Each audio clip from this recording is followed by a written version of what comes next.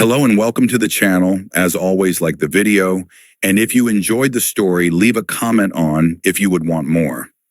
This fan fiction was not created by me, but in the description there is a link to the fanfic so you can show your support to the creator and read along. Without any more delay, let's dive into the story. Kurenai was gnashing her teeth after watching Naruto's fight with Hinata. He tore her down, goaded her into a fight and then dissected her and kept a straight face about it the whole time. "I'm going to kill that brat when this is over." Tsunade glared back at her. "Be quiet, Kurenai, and be professional." It was a fight.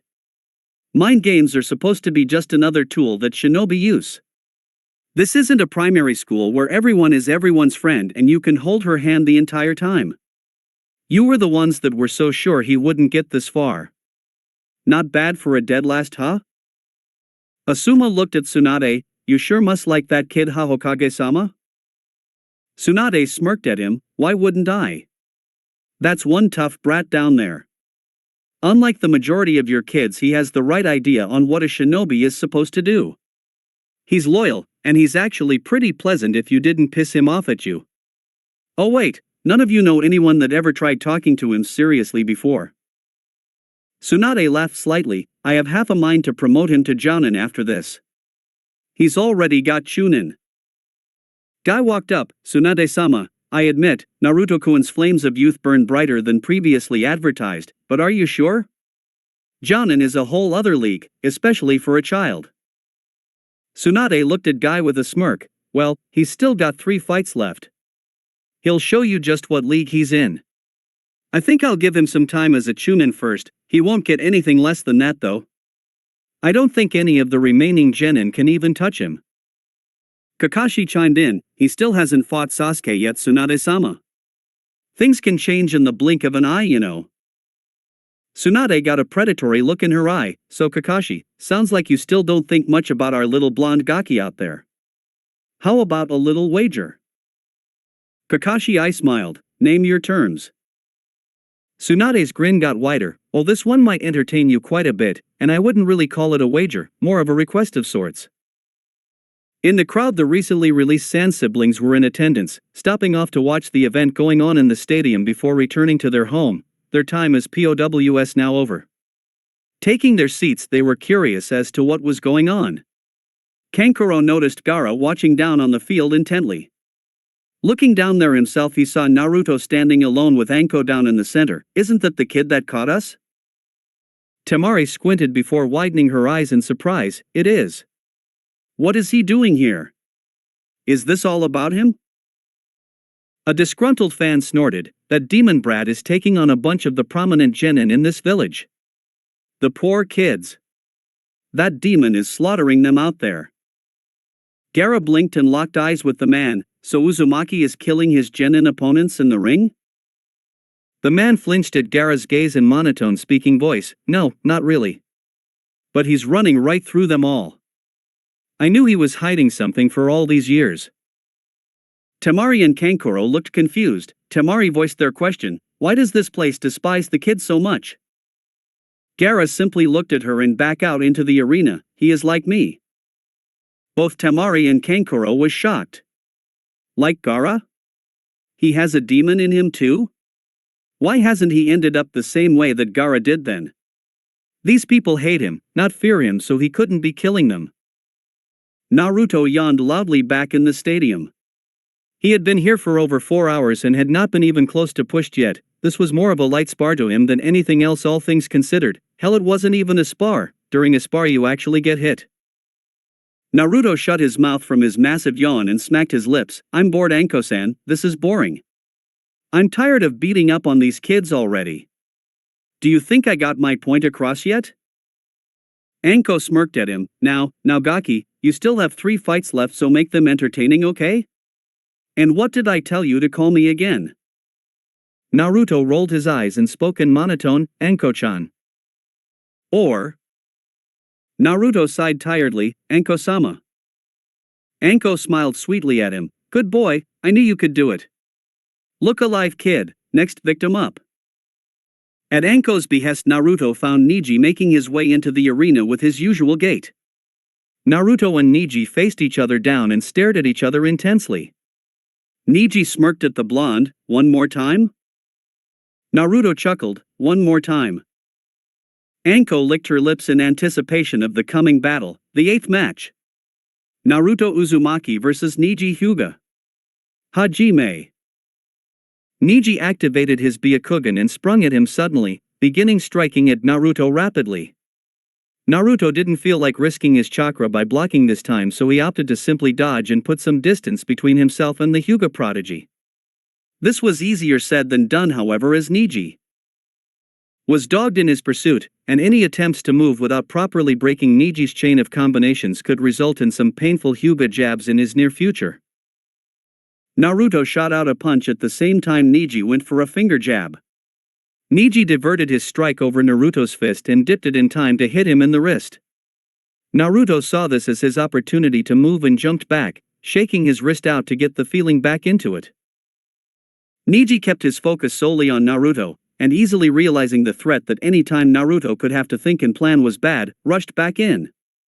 Naruto formed a Kage Bunshin and Kawarami'd with it in time for Neji to hit a palm strike to the Bunshin's chest, destroying it and allowing Naruto ample breathing room to back away.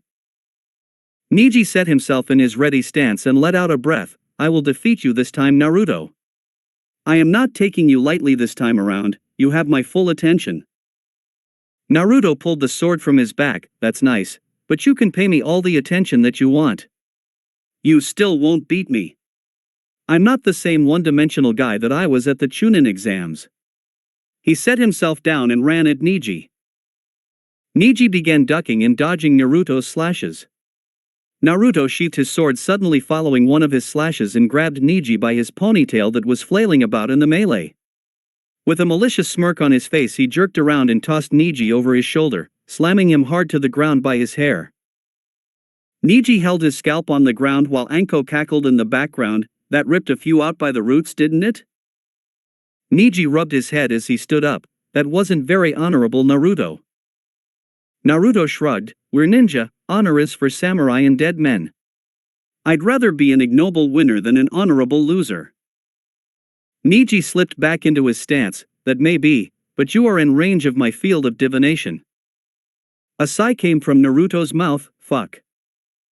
Neji dashed in and began his assault. Hack. 2 palms. Naruto dodged the first 2 strikes. Neji kept going. 4 palms. Naruto kept dodging as Neji picked up the pace. 8 palms. 16 palms. 32 palms. Naruto kept narrowly keeping out of reach of the rapid-fire strikes. 64 palms. Naruto's eyes widened as he saw that Neji wasn't stopping his assault. The blistering speed of his hands had Naruto actually worrying about getting hit. Finally Neji clipped him and began tagging him with shots. Hack Hyaku Nijuhachisho, 8 trigrams 128 palms. Naruto was knocked to the ground as Neji stood straight up looking down on him. Asuma let out a breath that he didn't know he was holding. Finally, someone beat the kid. It took long enough though, I kind of thought he was going to finish there for a minute. Kurenai shook her head. "You forgot, didn't you?" Kakashi and Asuma looked at her curiously and she groaned. "People really don't pay attention to him, do they? This already happened last time. And last time Neji hit him more than he did this time." Asuma dropped his cigarette while Kakashi still looked puzzled. "Neji did something like this the first time they fought? Well, how did he get up to win?" Neji turned to speak to Anko. Neji stopped, however, upon hearing a bored sigh coming from Naruto. "Whoopee, more palms. Yay. Man, you Hyugas are seriously a bunch of one-trick ponies." Neji turned to see a dry expression on Naruto's face. "What are you saying, Naruto? You should be beaten after that." Naruto smirked at him. "Deja vu, isn't it?" Neji's eyes widened as the same malicious feeling from last time as Naruto kicked back up to his feet. Just as quickly the feeling faded. And let out a vulpine smirk. "You barely hit me. I'd say out of 128 strikes you hit me maybe 20 or so times. Last time you hit all 64 of your other technique and I shook it off. I'm immune to your jukin unless you strike for organs or something, and even then it had better be a kill shot or I'll just keep coming." Neji tensed up. Well then why did you dodge my earlier strikes if you can just take them? When I hit I still had to have disrupted your tenketsu. Naruto nodded, yes, but you forget, I can just open them back up. I already did.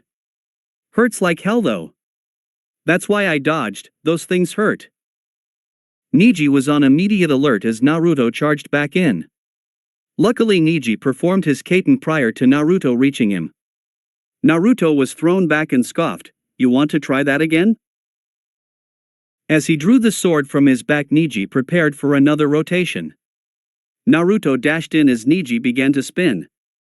Naruto channeled wind chakra into the blade of his sword and split right through Neji's shell of chakra, bursting out the other side. Neji stood still for a moment before dropping to the ground as blood shot from the wounds that appeared on his chest and back. Naruto ignored the outraged cries of the people, ultimate defense my ass. Naruto walked over to Neji and placed the blade by his throat. Neji looked up at him with difficulty, how? Naruto looked down at him, don't worry about it. Sleep. Naruto cracked Neji with the blunt side of his ninjato, knocking him out to end the fight. Anko walked over and called for the medics while Naruto walked over to a grassy area to wipe off his sword, Shausa, Naruto Uzumaki. Asuma was clutching the guardrail tightly, that was wind chakra. How could a genin possibly know elemental manipulation to that kind of extent? That's an elite level skill. Naruto turned to see Choji making his way out onto the field. Choji unwarily stood across from him and got his first eyeful of Naruto's combat stare. He felt like he was drowning in the ocean as he looked into Naruto's eyes that resembled the coldness of an iceberg. Choji bit his lip and steeled himself, he was no fool, he had seen what had gone on in all of the other matches. He knew he had no chance against Naruto. If he was strong enough to fight off Shikamaru's Kagemain no Jutsu he knew he couldn't match up against him because his strength was really all that he had over most genin. Naruto was faster, stronger, and had too many ways to beat him. But he wasn't going to walk away from the fight just because he knew he would lose. Worst case scenario, Naruto knocks him out and he spends a few hours looking up at a hospital ceiling until his parents come and get him.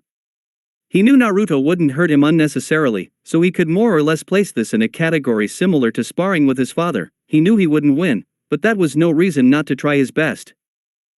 Choji gulped and motioned to Anko that he was ready. Anko took her spot between them, the ninth match, Naruto Uzumaki vs Choji Akimichi. Hajime. Baika no Jutsu, multi-size jutsu. Anko had to jump out of the way as Choji immediately went straight into his clan jutsu list. As quickly as he could he tucked his head, arms, and legs into his body. Nikuden Sensha, human bullet tank. His massive form began its rollout towards Naruto who was swiftly on the defensive to avoid being squashed by the chubby ninja. Despite being in the shape of a massive ball Choji was quite mobile in that form, and was far faster than he was outside of it. Naruto found that the longer Choji rolled the more momentum he picked up. Naruto pumped chakra into his legs to gain the necessary distance to warrant turning around to face Choji. Naruto channeled wind chakra to his fists and thrusted them out linked together. Futon, Fujin Saiken, Wind Release, Divine Fist of the Wind God. The force of the wind jutsu hitting the meat tank sent the rotund ninja flying backwards until he bounced off of one of the stone walls lining the arena. Choji came rolling right back at Naruto who simply stood right in his path and waited for him.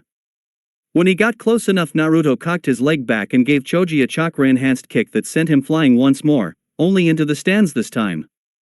Choji released the jutsu to avoid crushing the spectators and ended up crashing into the stairs and rolling down them until he finally came to a stop at the bottom. After a few minutes of him trying to regain his senses, Choji shakily stood up and faced Naruto, wincing with some blood coming from his lips. You're strong, Naruto. I know I can't win here. Naruto nodded, but the important thing is that you tried. Do you want to continue? Choji looked up in the stands to his father. Choza knew what Choji was asking him and sat in contemplation before silently shaking his head. Choji turned back to Naruto and sighed, I wish I could. But there's only one way that I can even hope to hang with you and my dad really doesn't want me trying it, it's really dangerous. I surrender. Anko nodded and pointed to Naruto, Shausa, Naruto Uzumaki. Naruto sighed, I kind of wanted to see what you could do, Choji. You have some serious potential, I can only imagine what you had up your sleeve, but I understand. Maybe I'll get to see it one day. Choji held his ribs and smiled at Naruto before heading back to the waiting area. Naruto grinned and looked up at the waiting area where the others were watching from. Looking at all of the jounin, he held up all 10 of his fingers and slowly ticked them all down until one thumb was left up before he slowly dragged it across his throat. Guy was marveling at the sheer raw power that Naruto had just shown against Choji. He stopped him with a kick. Just a kick, nothing more. That's incredible, I wouldn't even attempt something like that. Tsunade smiled at Naruto and looked back at her subordinates. Last chance. Sasuke has to win or you all know what will happen. Asuma shrugged, yeah we do, but I still don't see how that could be a punishment for losing a bet. Tsunade chuckled, okay, just keep with that line of thought. Anko noticed the crowd beginning to buzz, mostly over how the last Uchiha would wipe the floor with the demon. Naruto simply stood calmly and waited for the fight to come. Anko really had taken a liking to the kid over the course of the day. He was entertaining to her, whether intentional or not, and he didn't act much like his age. She also realized that he fought like a professional. She definitely had to seek him out for a spar or two after this was all over. Anko nudged him to get his attention. Last one, Gaki. How are you going to handle this one? Naruto shifted his eyes to her, the same way I handled the rest of them, I'm going to kick his ass. Anko smirked, what? You don't think the Uchiha will pose a challenge to you? She spoke in a sarcastic tone, you think the almighty Sharingan isn't enough for him to win? Naruto chuckled, nope. Hell, I don't think it'll even help at all here. He can't copy anything I can do. I don't need hand seals to make Kage Bunshin, even if he had the hand seals for my Raiton Denkai branch moves he still doesn't have the ones for Raiton Denkai in the first place, so they're useless, and my Futon Jutsu don't need hand seals either. He can't copy anything I'm actually willing to show here. Finally, Dobe. Naruto noticed Sasuke walking up to him. This Sasuke didn't just have his air of superiority over him, he had a tinge of excitement rolling off of him. He was spoiling for this fight, I can finally prove once and for all that I'm better than you. Get ready to lose. Naruto had his arms crossed, if you were really strong then you wouldn't have to prove anything to anyone. I'm just doing this for my career. If I don't show all of these idiots that I'm talented I'll never get a promotion. Naruto looked to Anko who moved between them. She turned towards the crowd, the 10th and final match. Naruto Uzumaki vs Sasuke Uchiha. The crowd roared for Sasuke as a smug smirk came onto his face. Looking at Naruto he flashed the famous eyes of the Sharingan, making the crowd roar even louder. Anko rolled her eyes, show off. Hajime. Sasuke dashed in, remembering how poor Naruto had been at taijutsu all the times that Kakashi had them spar in the past. Apparently he hadn't been paying much attention to the happenings of the day too much. Naruto slapped his initial punch aside and grabbed onto his ankle to pull him forward roughly before hitting him with a vicious clothesline to the throat. Sasuke hit the ground hard, holding his throat and coughing. Naruto walked around him slowly and let him get his breath. You know Uchiha, part of me is telling me to just knock you flat on your ass, get my promotion, go home, and sleep until later disturbed. A feral grin spread over his face however, but it's a whisper compared to the part of me that's screaming to flat out humiliate your ass in front of all these people. So get up, because this is a long-ass trail you're taking Uchiha, and this is just the first turn, bitch. The Sand siblings were getting pretty fed up with how the crowd was treating Naruto. The demon just hit the Uchiha. There's no way Uchiha-sama can lose to something like that. It was luck. This entire thing has all been luck. Tamari asked a man nearby, how many fights have there been so far? The man kept his eyes on the current battle, there have been 9 so far. The brat beat everyone that was put in front of him. None of them have even been able to touch him. Tamari watched Sasuke shakily pick himself up off of the ground. That isn't the same kid screaming all the time from the exams. Kankuro nodded, what happened?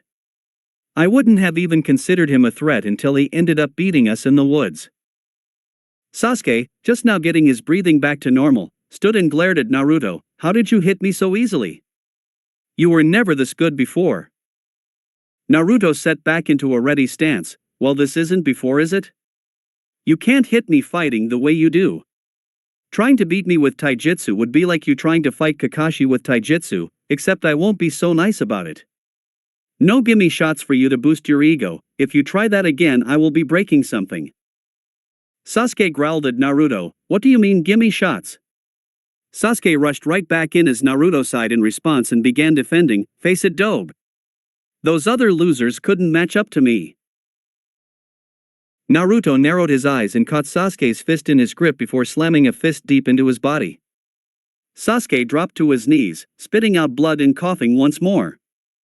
Naruto punted him in the ribs and sent him rolling for a few feet. I meant what I said.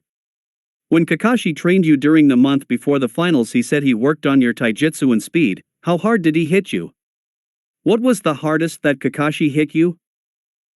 Naruto picked up Sasuke by his collar and smashed him in the face once more. Did he ever hit you so hard that he hurt himself?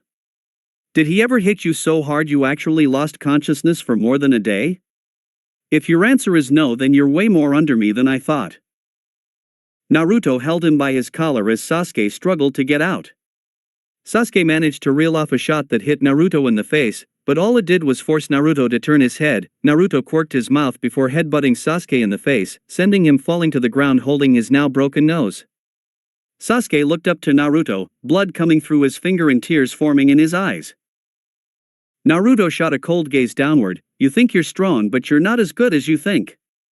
You've been led to believe that you're Kami's gift to Konoha, but you're not. You're just another genin with a bloodline, and that doesn't make you special at all.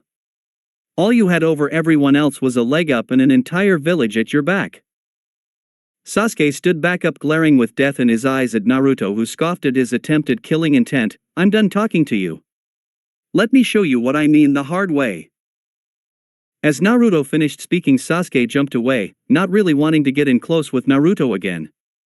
Sasuke flipped through hand signs and put his fingers to his mouth. Katun, Gokaki no Jutsu, Fire Release, Grand Fireball Jutsu. The fireball launched at Naruto, who didn't move. The fireball collided with Naruto, much to the approval of the crowd, who up until that point were sitting on their hands. Sasuke smirked at the ruin he had created until the fire cleared and a charred log was left behind, remnants of a kawarimi. Sasuke scanned the immediate area swiftly, preparing his body for any response that it could take. He turned his head as he saw Naruto emerge from the tree in the arena, rushing at him. As he turned to react, he took a sharp blow in one of his blind spots, revealing another Naruto that was currently pummeling him. The first Naruto who had gotten his notice had dispelled while the other Naruto attacked. Sasuke was reeling from the pummeling that was taking place. The Sharingan was once again proven useless against an opponent that was far faster than he was. It actually made it worse, seeing a punch coming and not being able to defend it chipped away at Sasuke's confidence, but in this case he was seeing entire combinations coming and still ended up taking them. The dull thump of Sasuke hitting the ground again rang out as Naruto burst into smoke. Another Naruto revealed itself standing on top of the wall, shaking his right hand out with amusement on his face. Good job, Sasuke team. You technically beat my Kage Bunshin, though he dispelled because he broke his hand on your face, but hey. Who's keeping score here? The Jounin were at the end of their rope. This was just too much. Guy was hunched over the rail, his head arched out towards the battle, a Kage Bunshin. He was doing that kind of damage with just one Kage Bunshin. Tsunade had a stone face on as she watched her genin fight. Now do you see? Did him running through all of your teams get the point across, or do you need more evidence to support his promotion? She faced the Jounin seriously. The next time I personally endorse the promotion of one particular ninja, you damn sure better believe without question that there is a damn good reason for it. Kakashi was frozen in place before something ticked in his brain. I need to stop this before this goes too far.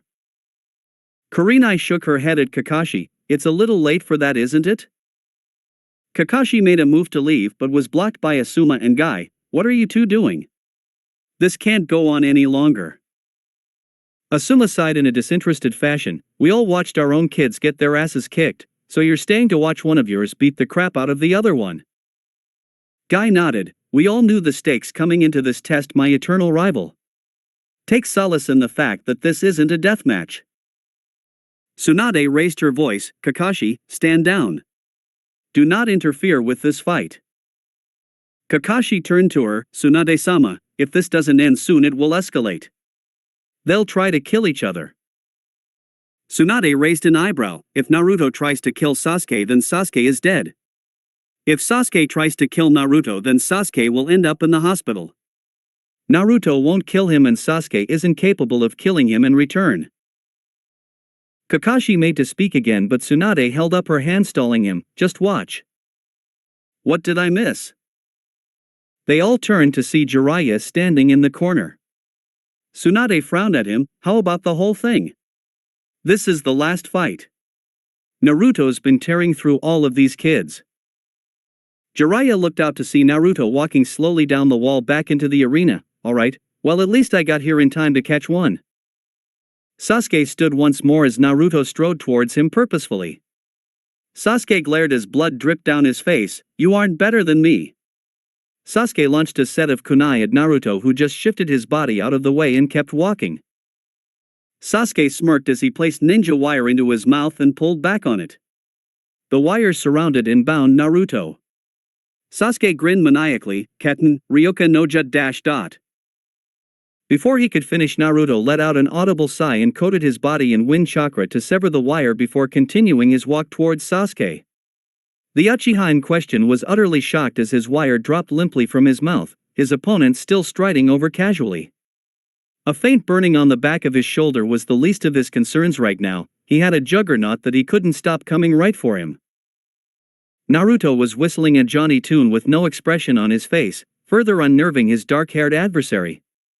He was utterly ignoring the look of fear on Sasuke's face on the outside, but on the inside he and the Kyuubi were freaking out in laughter. Keep going, Kit.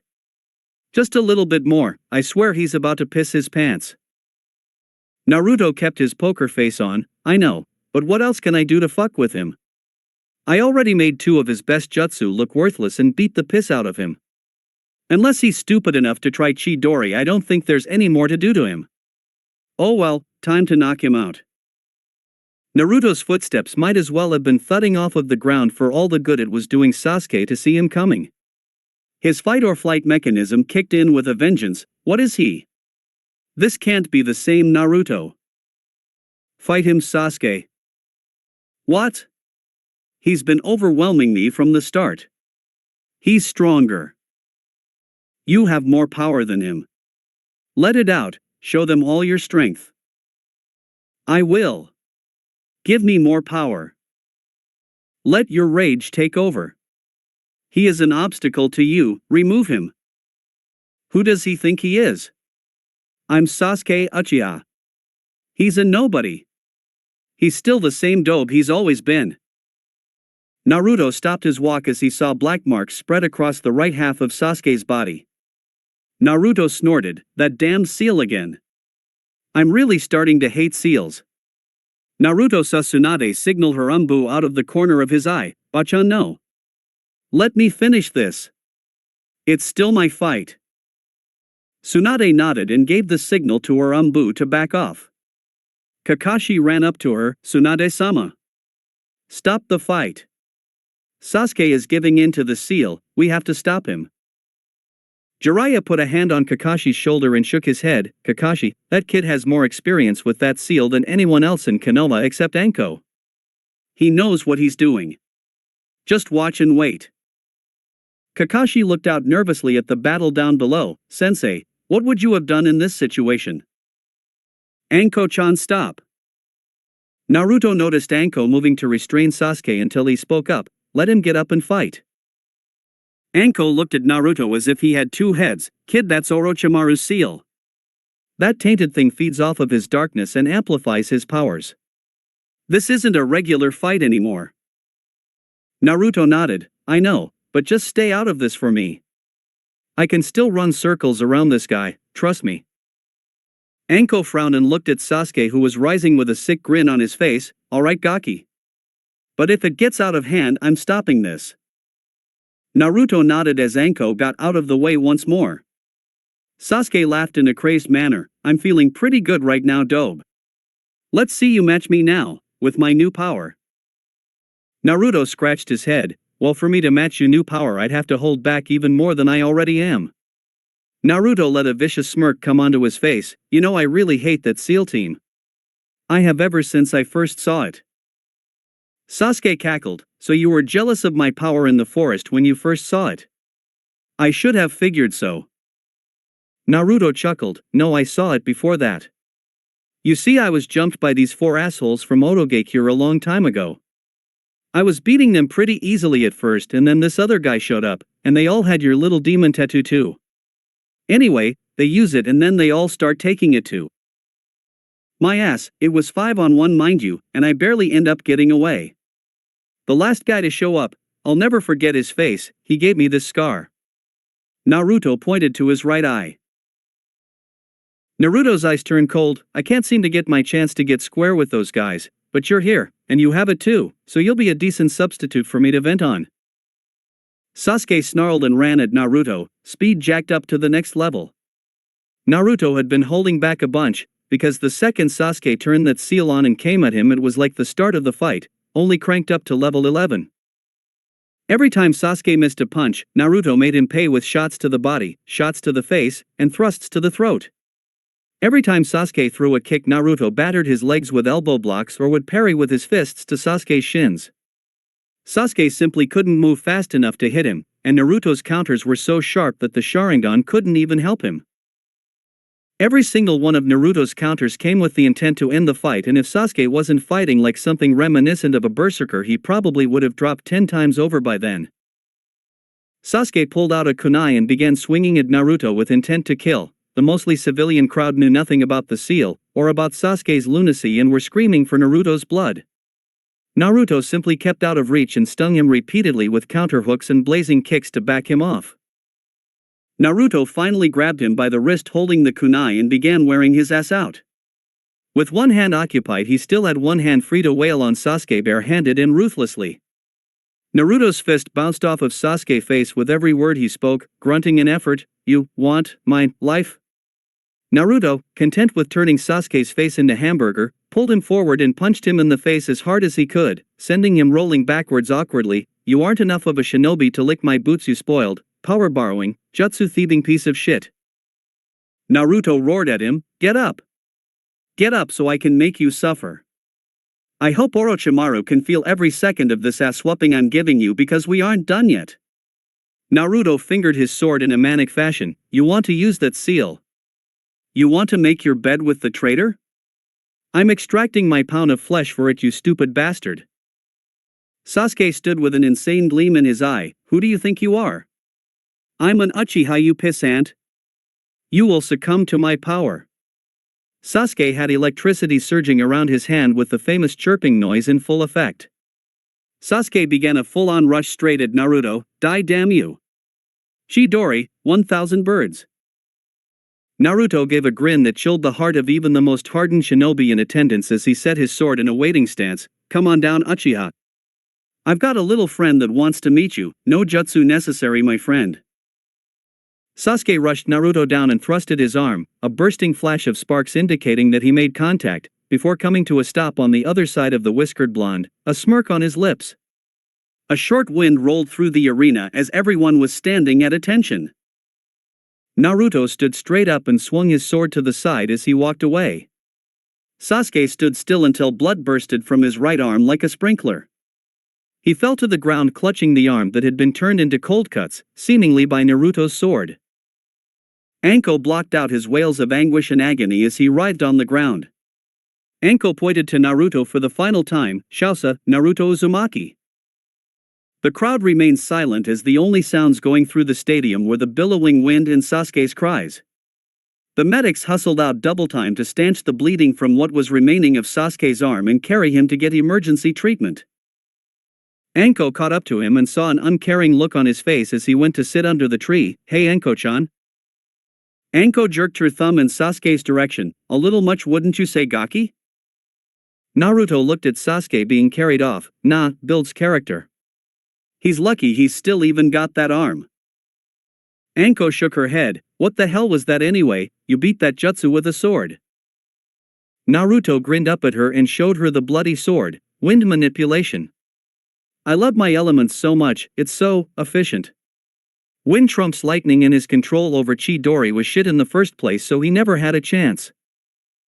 As all of the genin that had not required hospitalization, the Jonin sensei, Jiraiya, and Tsunade made their way over to him.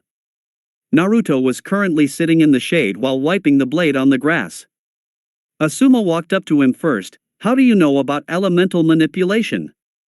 That isn't something that a genin should know. When did you learn it? Naruto quirked an eyebrow. If I told you it wouldn't matter because you wouldn't believe me. I can do it, I can control it, end of story. He sheathed the sword back onto his back and sat patiently. Kurenai frowned at him. You were unnecessarily brutal against your opponents. She crossed her arms under her bosom. You seriously damaged more than a few of your fellow genin. Naruto glared at her. It's called efficiency. What kind of jonin are you calling that brutal? I was going easy on them. I could have killed all of them, Sasuke included. As a matter of fact, with the exception of Sasuke and maybe Kiba, I didn't even hurt any of them that badly, so what are you on about?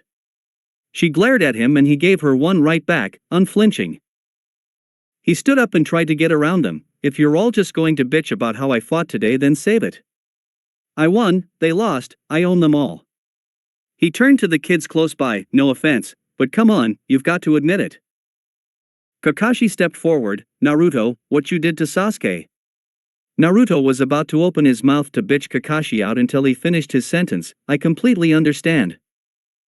Naruto's eyes widened in surprise as Kakashi put his hand on his head. Chidori is a killing technique.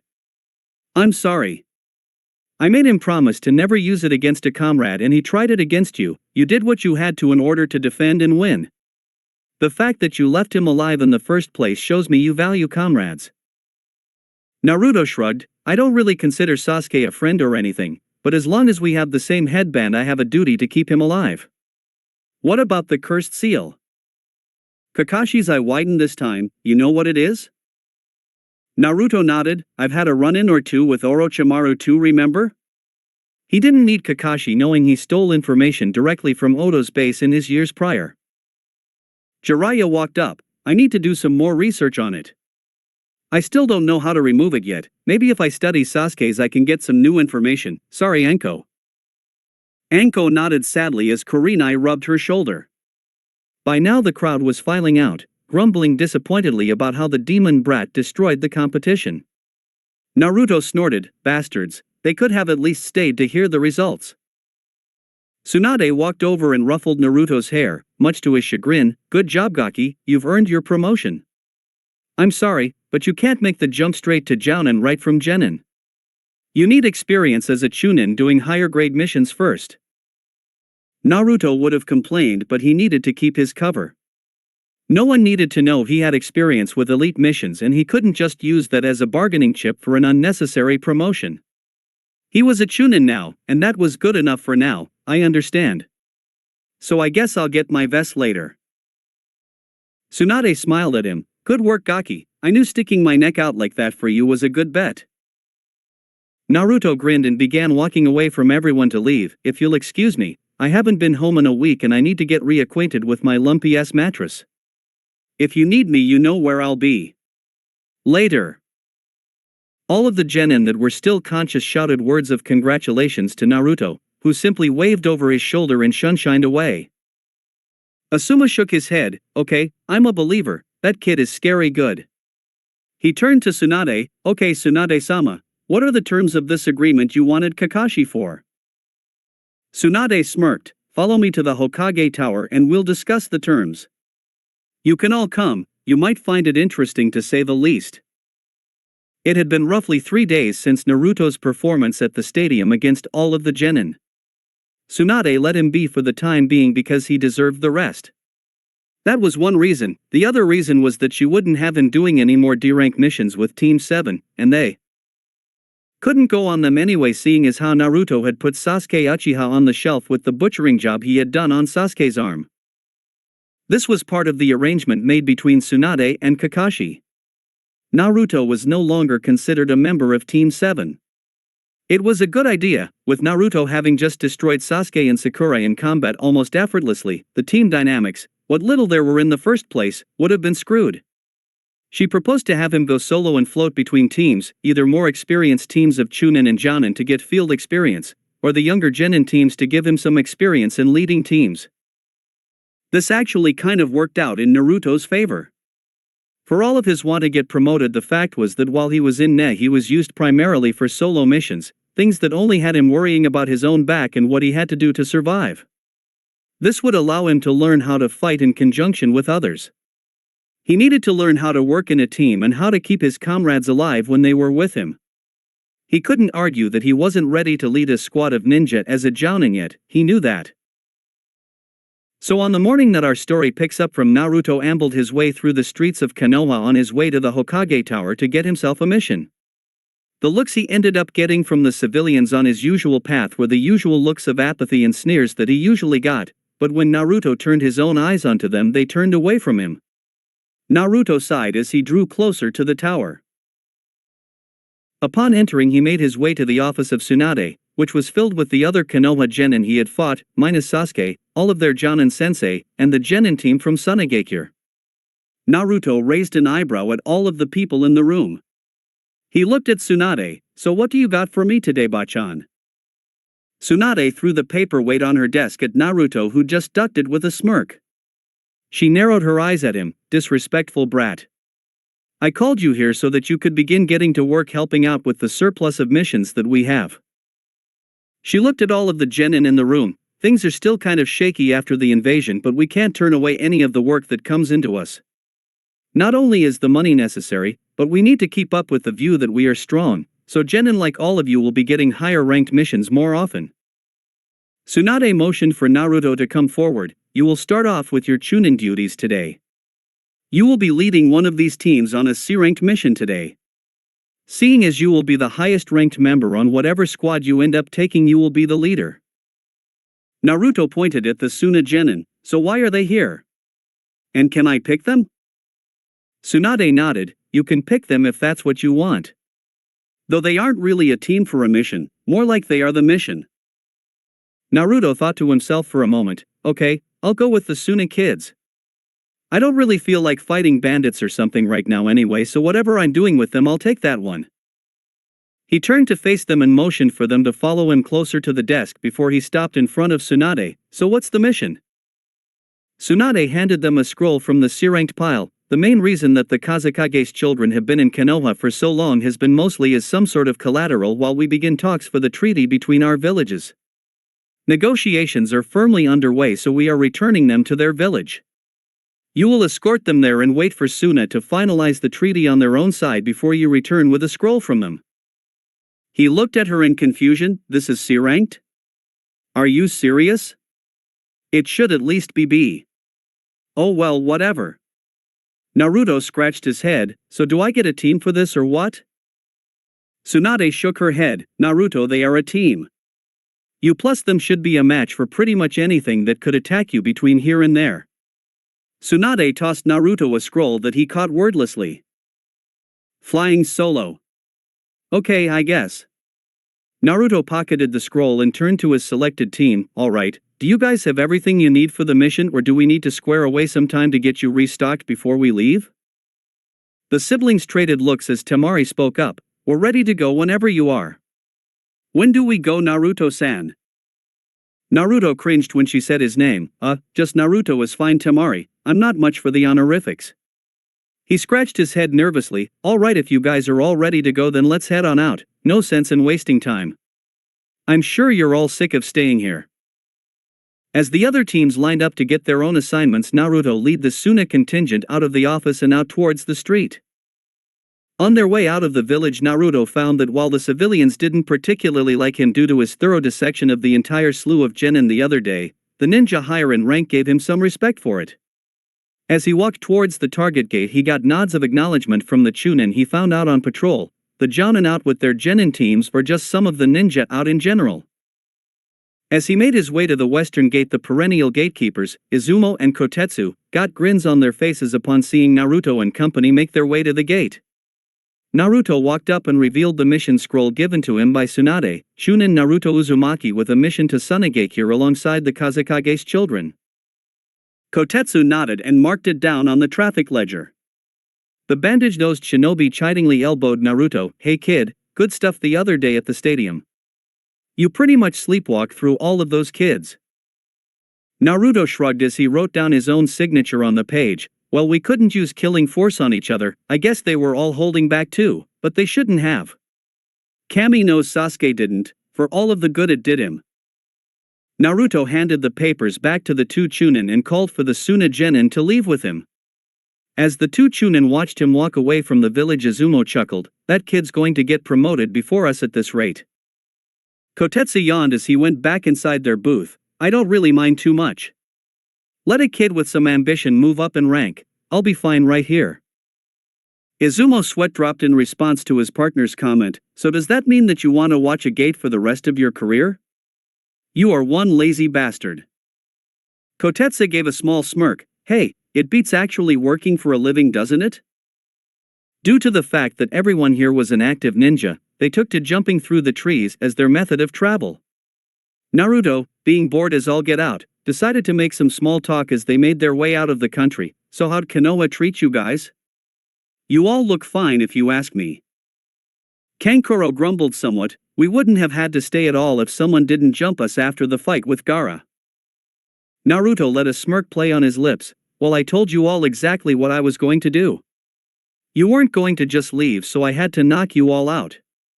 It's not my fault that you didn't watch your backs." Kankuro still kept his eyes narrowed at him. "I still can't believe we lost so easily. You just clubbed us over the back of the head without us even noticing." Grinning back at the paint-wearing ninja, Naruto responded, "I am very sneaky, sir." He dropped the grin from his face. "How far is it to Suna?" "I've never been before." This was a lie. He had been to Suna before, but he really wanted to cover up the stuff he didn't know around the people that didn't need to know about it unless the knowledge was necessary. Temari moved closer in their formation to speak to him. "From Konoha, Suna is about 3 days away if we keep at this speed." Naruto nodded and turned to face them. "All right, we'll go for as long as you can all stand to travel. Don't worry about me, just yourselves. I might be capable of getting all the way to Suna without sleep myself." Kankuro and Temari blinked blankly at that. Gaara didn't have energy to burn like that. Though this kid did beat Gaara in his full transformation after all, it couldn't really be that far-fetched. Kankuro glanced back at Gaara and whispered to Naruto, "Hey. Gaara says that you're like him. What exactly does that mean?" Naruto looked back at him in a nonchalant manner. "Oh, that? I have a biju sealed inside of me like him." Naruto took note of the looks of shock on their faces. "Minus Gaara, what? Did he not elaborate on what he meant when he said that?" The two stunned siblings shook their heads. Temari looked back at Gaara, who nodded in affirmation. She looked up at Naruto in confusion. "Wait. Why don't you have any powers or transformations like Gaara? We probably wouldn't have even known if you two hadn't said anything." The blonde boy shrugged. "I don't know.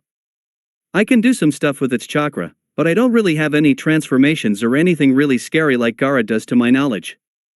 He then added under his breath, "Unless you count the trigger." Kankuro put his nerves behind him. "This kid isn't like Gaara. He won't flat out kill us for no reason. Stop being so scared of him, he's just like me or Temari." "So, which one do you have if I could ask? You know that Gaara has the Ichibi no Shikaku." "Oh, I have the Kyubi no Yoko in me." Naruto grinned at them all cheekily. "But you shouldn't go around spreading that. It's an S-class secret in my village, no one my age knows about it. If you do, I might just have to pop up and kill you, no big deal." The mirth in his voice couldn't indicate if he was joking about that or not. The silence brought on by Naruto's proclamation was broken by Gaara of all people. "How did you not end up like me?" Naruto looked at Gaara dead in his eyes and saw that he was genuinely curious about it. "Well, first of all, I ended up making contact with the Kyubi personally and hammering out a contract of sorts between us. It can't possess me, I can use its chakra when I need to. I let it see, hear, and feel what I do. There's other stuff too, but that is some of the big stuff." Gaara blinked. "I've never tried that before. Shikako kind of just runs rampant in my mind. Even now it wants me to kill you to get even. Naruto grinned at him. I'm so glad you've thought better of trying that. Yeah, the contract wasn't my idea though, it was someone else's. And you say you can't even get into your head safely to make contact without Shikaku fighting for control? Your seal must suck. The siblings all looked at each other before Temari spoke up. You know about seals? No. Naruto shook his head in the negative, but I was sealed by the Yondaime Hokage, who was the best. If I haven't heard of who did yours, then they must not be nearly as good. He then scratched his chin. That might be something to learn though. He got a serious look on his face, but in all seriousness, don't go around telling people that I contain the Kyuubi. I have enough crap to deal with at home with just the adults knowing. If the kids my age are going to know, I'm going to tell them my damn self so that no one can warp their opinions. I was supposed to be a weapon like Gaara, but I ended up getting out of it somehow. Gaara's curiosity was piqued further by Naruto's words. You got out of it? What do you mean? Naruto rubbed his head sheepishly. Well, I was used for serious stuff, a lot of cloak and dagger operations, until 4 years ago when I ended up getting caught. The ones that discovered me ended up doing something to make me into that daft, loud, orange-wearing kid that you met at first. Fighting Gaara pulled my old killer instinct out. I thank you for that, and here we are now. Kankuro raised an eyebrow. You don't seem too much like a weapon to me. His sister nodded in response. You just seem like a really strong ninja, a kid. Naruto wagged his eyebrows at her. I'm a sentient weapon, you could say. I don't like being all dreary when I don't have to be. When we're like this, no real fighting going on, I can be normal, well as normal as a ninja like me can be anyway. When the fighting starts I can just turn on the side of me that's a killer. It's kind of weird to explain. Gaara looked at Naruto. Your teammate, the way you fought him in the stadium, I thought he was precious to you. You said you got strength from defending others and yet you had no problems hurting him. Chuckles came from Naruto as he contemplated Gaara's comment. Well, maybe, but I don't really like him so it doesn't really count that much.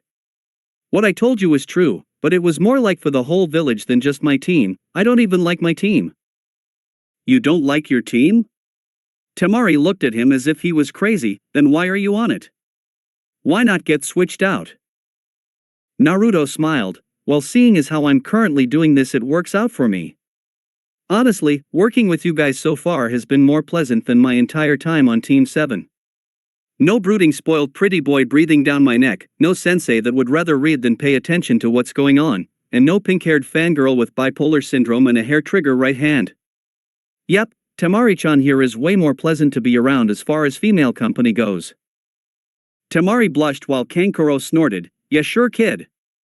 Just trade the hair color and the fist for a giant metal fan and you've got Temari.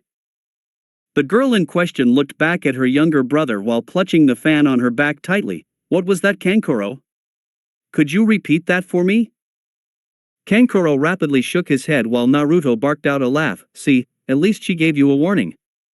I usually didn't get those before Sakura tried to wail on me. Naruto noticed that Gaara had been staring at him for quite a while. What's wrong, Gaara? Do you need something? Gaara kept his eyes on Naruto. You are a very strange person, Naruto Uzumaki. Naruto grinned foxily at him. Well, I don't think you can talk, calling me strange. You look like you want to say something though. Gaara's eyes turned back ahead as he broke eye contact with Naruto. It is nothing, Uzumaki. Naruto didn't believe him but let it slide as he kept his group jumping through the trees. If nothing else, we should reach near the border before it gets too dark to proceed any further. A group of nods and his focus was on their direction. As the day winded to a close in Konohagakure, Tsunade was still at her desk, going through the most unnecessary necessity the every Kage was stuck doing. Of course I'm talking about paperwork. A knock at her door soon revealed Shizune. Tsunade-sama, Kakashi is here to see you. Tsunade sighed. Send him in. She flexed her wrist and hissed, damn brat dragging me back here. I bet he just wanted to punish me with all of this writing on so many of these useless forms to cramp my wrist so I can't hit him anymore. Honestly, shouldn't I have an entire team of secretaries to handle all of the mundane crap? I am the Hokage after all. Shizen blinked, note to self, find out if I actually should be looking for secretaries for things like that. A yell of her name from Tsunade brought the black-haired girl back to earth. Oh, I'm sending Kakashi in now, okay? Tsunade motioned with her hand and Shizen disappeared from the door, Kakashi appearing in her stead, with Sakura in tow. As they entered the room, Kakashi stood in front of Tsunade's desk. Hokage-sama, you wanted to speak to me personally about Team 7? Tsunade nodded, yes, due to Naruto's promotion and as a part of the arrangement made in case he won the entire series of bouts against the Genin, I'm taking him off of Team 7 effective immediately. Kakashi's visible eye went wide. Hokage-sama, I'm aware that Naruto needs to work with others because of his new rank and everything, but why take him off of Team 7 completely? Tsunade shook her head. It's nothing that you've done, Kakashi. It's more along the lines of the team itself. She placed her chin on her hands. Do you really think that after the little show that Naruto and the Uchiha put on in the stadium things will ever be civil again? The look on Kakashi's face showed his faith in the matter. Naruto has shown growth and maturity in leaps and bounds ever since the Chunin exam. I honestly believe that he can coexist with Sasuke and Sakura. A smirk appeared on the face of the buxom Hokage. Kakashi, you worded that like it was Naruto who got smacked around the stadium. Just as quickly as it appeared her smirk vanished, Sasuke was soundly beaten by Naruto, driven to the point that he felt the activation of Orochimaru's curse seal was tolerable. You did warn him not to do so, did you not? Kakashi nodded, yes, I have, along with using the Chidori against comrades, but it seems he disregarded both. Sakura felt very small all of a sudden as she saw Tsunade speaking with her sensei, as if she was out of place, and indeed she was. She wasn't even leaping to Sasuke's defense or anything until the Chidori was brought up, but sensei, I saw Sasuke-kun's arm. Sasuke may have tried to use Chidori, but what about Naruto? He did something to mangle Sasuke-kun's arm. Kakashi spoke up quickly before Tsunade could. Sakura, the Chidori is an assassination technique used for only one thing, to kill. Sasuke, by using that, was saying that he had no qualms against killing Naruto. Naruto simply channeled elemental wind chakra to his blade and cut through the Chidori. With that kind of attack, if he really wanted to, Naruto could have cleaved Sasuke in two whenever he wanted if Sasuke was using Chidori. He fought to simply subdue. Sasuke was going for Naruto's life. Chiming in at that point was Tsunade. Sasuke will heal within the next few weeks. Naruto didn't do anything permanent, but with him activating the curse seal, I have to ask that you remain on simply deranked missions for the time being until I can get Jiraiya to look at it himself again. He left right after Naruto's matches and it will take some time to contact him again. Kakashi nodded. Yes, Tsunade-sama. What about Team 7? Tsunade sighed and turned towards the window. Well, with what has happened, I can't in good mind allow Naruto back onto your squad, at least not so soon. I'll find you a replacement in the meantime, and by the time Jiraiya gets here you should have someone for your team. Kakashi nodded, of course. That was all I wished to speak about, Tsunade-sama. Come on, Sakura. The masked jounin led his female student out of the office. As they walked out of the tower, Sakura spoke up. What about Naruto, Kakashi-sensei? He isn't on the team anymore? Kakashi looked at the setting sun. No, I'm afraid he isn't. If he was, then he would be the superior officer to you and Sasuke would never accept that. His superiority complex would force him to fight any decision that Naruto would make in the field and hamper team effectiveness, and that's not even adding on to the fact that he would probably try to fight Naruto himself if he got the opportunity.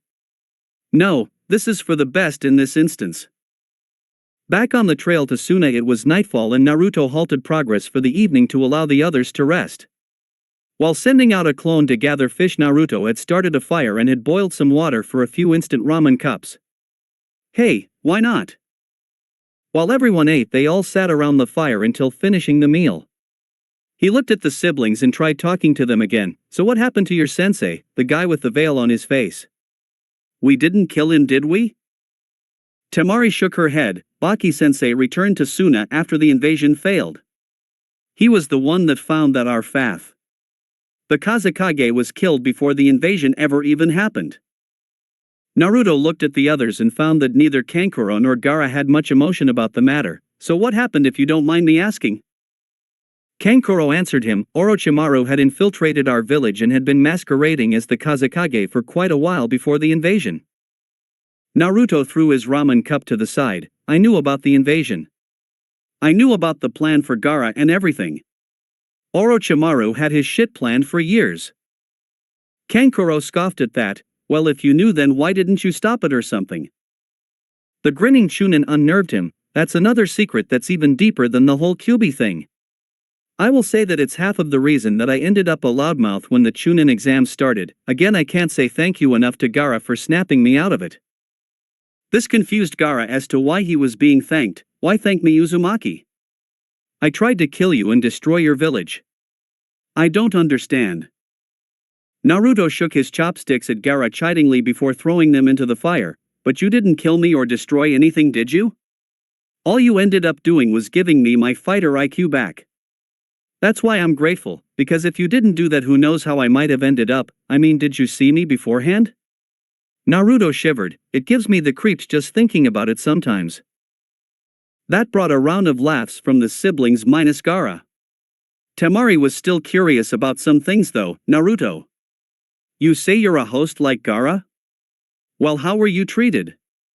Gaara had assassins after him since he was 6 years old. Naruto thought to himself for a moment before speaking. Well, it was kind of like him, minus the assassinations for the most part.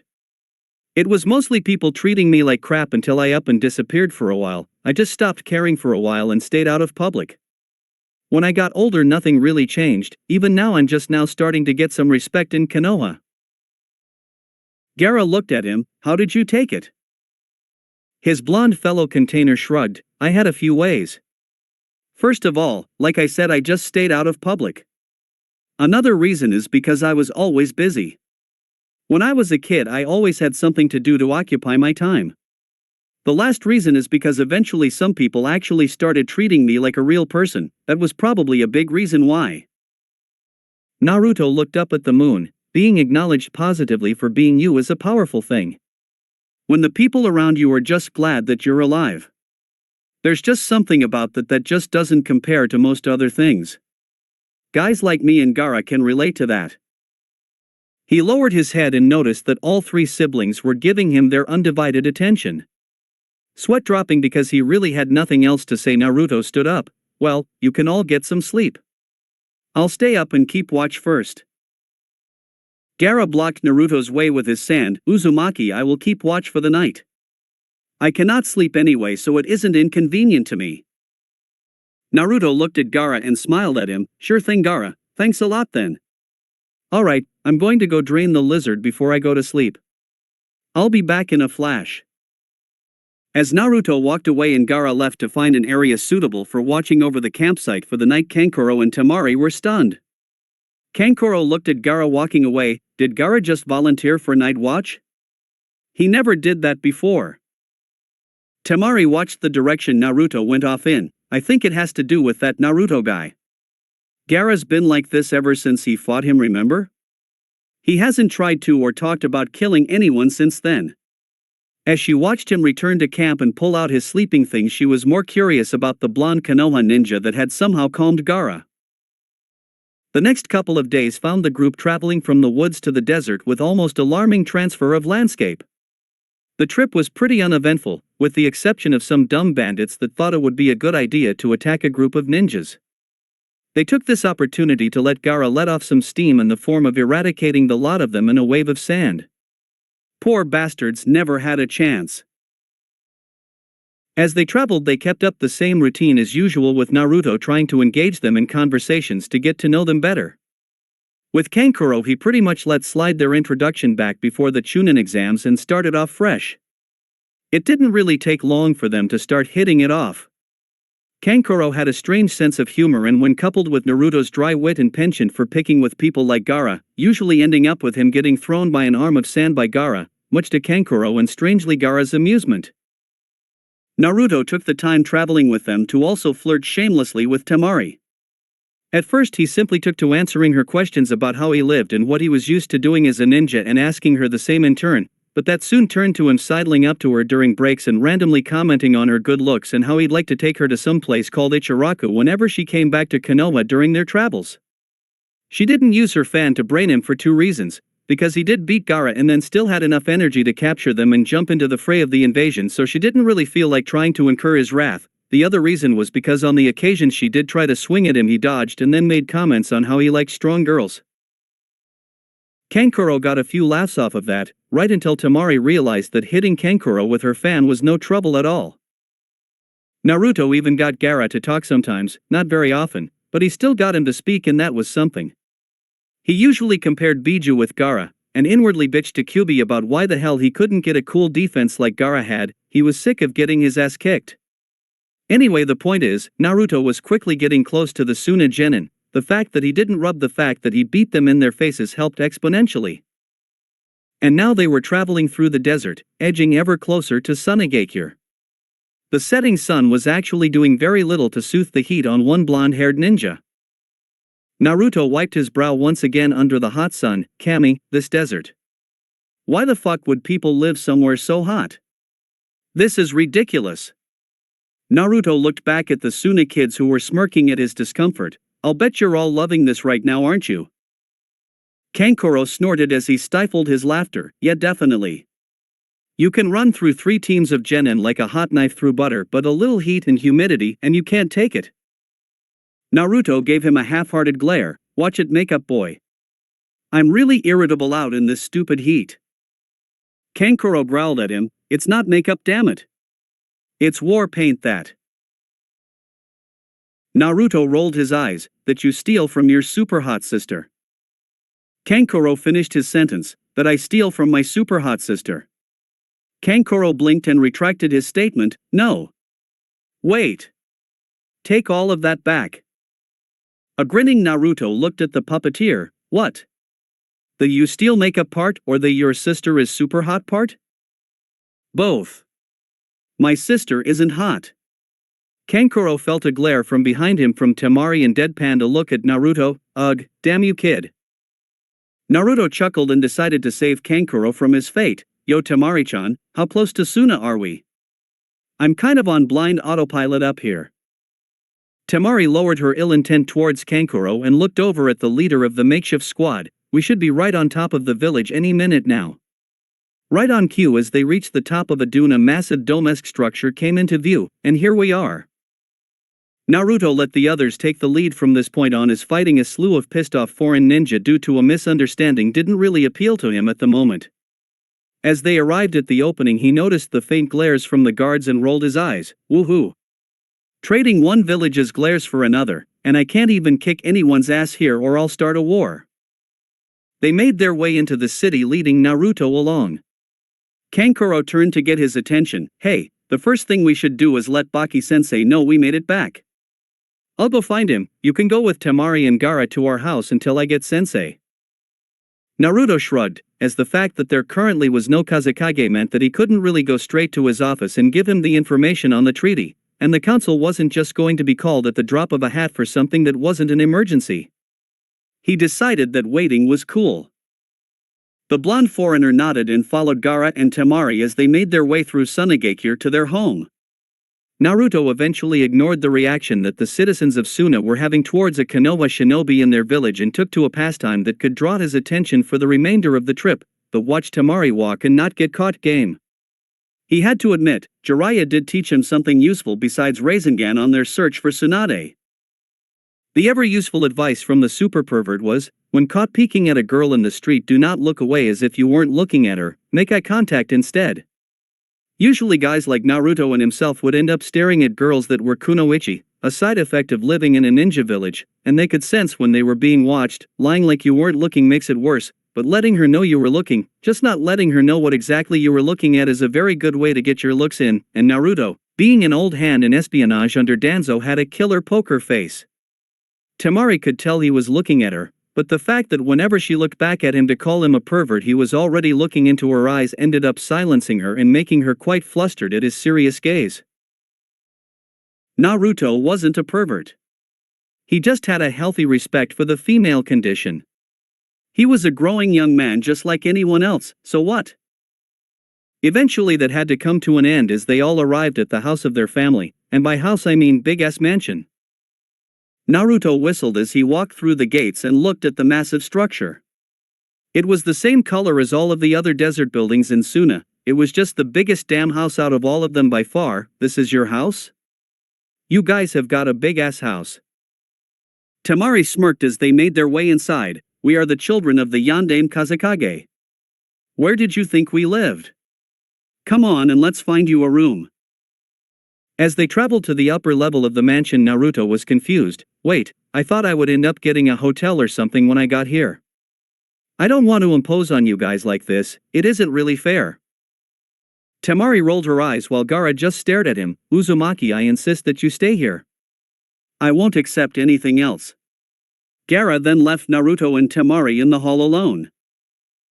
Naruto turned to his fellow blonde and pointed off in the direction that Gaara went. Did he just try to be nice and tell me he was cool with me staying here? Temari nodded as she kept leading him down the hall, even when Naruto asked why. It's because of what you did. I think he likes talking with you. It didn't really happen much before he met you. I think he's spoken to you more than anyone else in this village. I'm okay with it too, I guess. Why? Naruto was looking around and realized this place was too rich for his blood. I did kind of get you all captured and all of that other stuff, you know? Temari waved off his excuse. It was your job. I'm just glad you didn't kill us or anything. It was an invasion after all. Naruto grinned at her. I would never. Killing such a beautiful thing like you would have been madness for me to get over after the deed was done. Naruto once again ducked a swing of her fan that surprisingly didn't break anything in the hallway when she missed. Temari placed the fan on her back again with the faint traces of a blush on her face. She honestly wasn't used to being flirted with at all. The entire time before this, everyone had been too afraid of Gaara to even attempt to get close to her. And out of the blue here comes this kid that not only has the gall to try it, but who doesn't fear Gaara because he'd already beaten Gaara cleanly once before. She had to admit, it was kind of nice for a boy to talk about her like that, and it wasn't like he was bad looking. After ditching the orange jumpsuit, he was far better looking than before, and the mysterious scar on his face didn't detract from said looks at all. They came to a stop in front of a door that Temari opened for him. This will be your room for your stay. Naruto went inside and had to do a complete spin to fully take in the aesthetics of the room. This is my room? This is probably as big as my entire damn apartment. Does this room have its own bathroom? What the hell do you guys do with all of this space? Temari had a humored smile on her lips. We're rich, so anything we want would be the correct answer to your question. Naruto chuckled and began setting his things by the bed. The rest of us are down the hall. If you need something, our rooms aren't that hard to find. Naruto nodded. Okay, I guess I'll just go to sleep tonight and worry about other stuff in the morning, like the scroll and all of that. No one will probably even get into gear about this until then anyway. Okay, Kankuro, or I will help you with that tomorrow. She watched as he walked into the bathroom and began splashing his face with water from the sink. Good night then, Naruto. He heard her and yelled out from the bathroom, Good night, Temari-chan. As the sounds of her shutting the door rang out through the room, Naruto sighed and shut off the water before returning to flop on the bed. As Temari walked through the hall to reach her own room, she had to giggle when a familiar voice rang out shortly after she shut his door. Oh Kami, even their beds crap all over mine. This mission is awesome. The next day Naruto met up with the Suna Council that, surprisingly, showed him more respect than he had received anywhere prior to this. However, he chalked it up more to the fact that he was something of an ambassador in this case. After that meeting, which mostly consisted of him sitting and listening to the old men bicker over how this should be taken, Baki assured him he wouldn't have to sit through something like that for the rest of his time in Suna, which brought a laugh from the boy. He and Baki eventually met up with Temari, Kankuro, and Gaara at a training ground and found Temari obliterating the desertscape. It was then that he was blindsided with a request from the fan-wielding girl. Naruto blinked incredulously. You want me to what? Temari leaned against her fan, staring Naruto down. I want to fight you, so come on. Naruto kept blinking at her. You against me? Really? Why would you want to fight me? She huffed at him and began to walk up on him to poke him in the chest. I saw you using wind chakra and futon jutsu back in Konoha. I used them too when I want to see who was better, me or you. Naruto looked to the others for help but only saw Baki and Kankuro looking anywhere but at them. Temari-chan, I'm not much for the casual sparring. When I spar, people get hurt, and my jutsu aren't really the probing type. I only have 2 jutsu right now that don't have the potential to kill you. Temari glared at him, so you think I can't take it? Alright, now we're definitely fighting. Get ready, Naruto. Naruto sighed and backed up to set down in a stance. Someone call this. Baki walked forward. The fight will end when I say or when one of you surrenders. Ready? He got nods from both Naruto and Temari. Hajime. Temari wasted no time and whipped her fan out to send a massive gust at Naruto. Naruto immediately went on the move and tried closing the distance, but was forced to go serpentine in his movements so that he wasn't lifted clear off of the ground. Naruto drew closer and saw Temari swing her fan at him in an effort to end the fight. Naruto brandished his sword and blocked, sliding slightly through the sand until he gained some footing. As she pushed against his sword, she realized that he wasn't budging. Why are you so strong? Naruto grinned at her, because it's more useful than being weak. Naruto pulled his sword away and caught her fan in one hand while sheathing his sword in the other. Temari was marveling at the raw strength it took to hold her back. This moment of awe came back to bite her as Naruto swiftly disarmed her by grabbing onto her fan with both hands and swinging away with it to throw her off. As she slid through the sand and regained a standing position, she saw Naruto holding onto her fan, looking at her blankly. You want to give up? I'm really not in a fighting mood right now. Temari gritted her teeth in anger. Stop underestimating me. She then charged in and tried her hand up close against him. Naruto sighed and threw the fan aside as the sandy blonde girl got ever closer. Temari threw a series of punches that Naruto swiftly swatted aside. However, he didn't want to counter and injure her, so he stayed on the strictly defensive.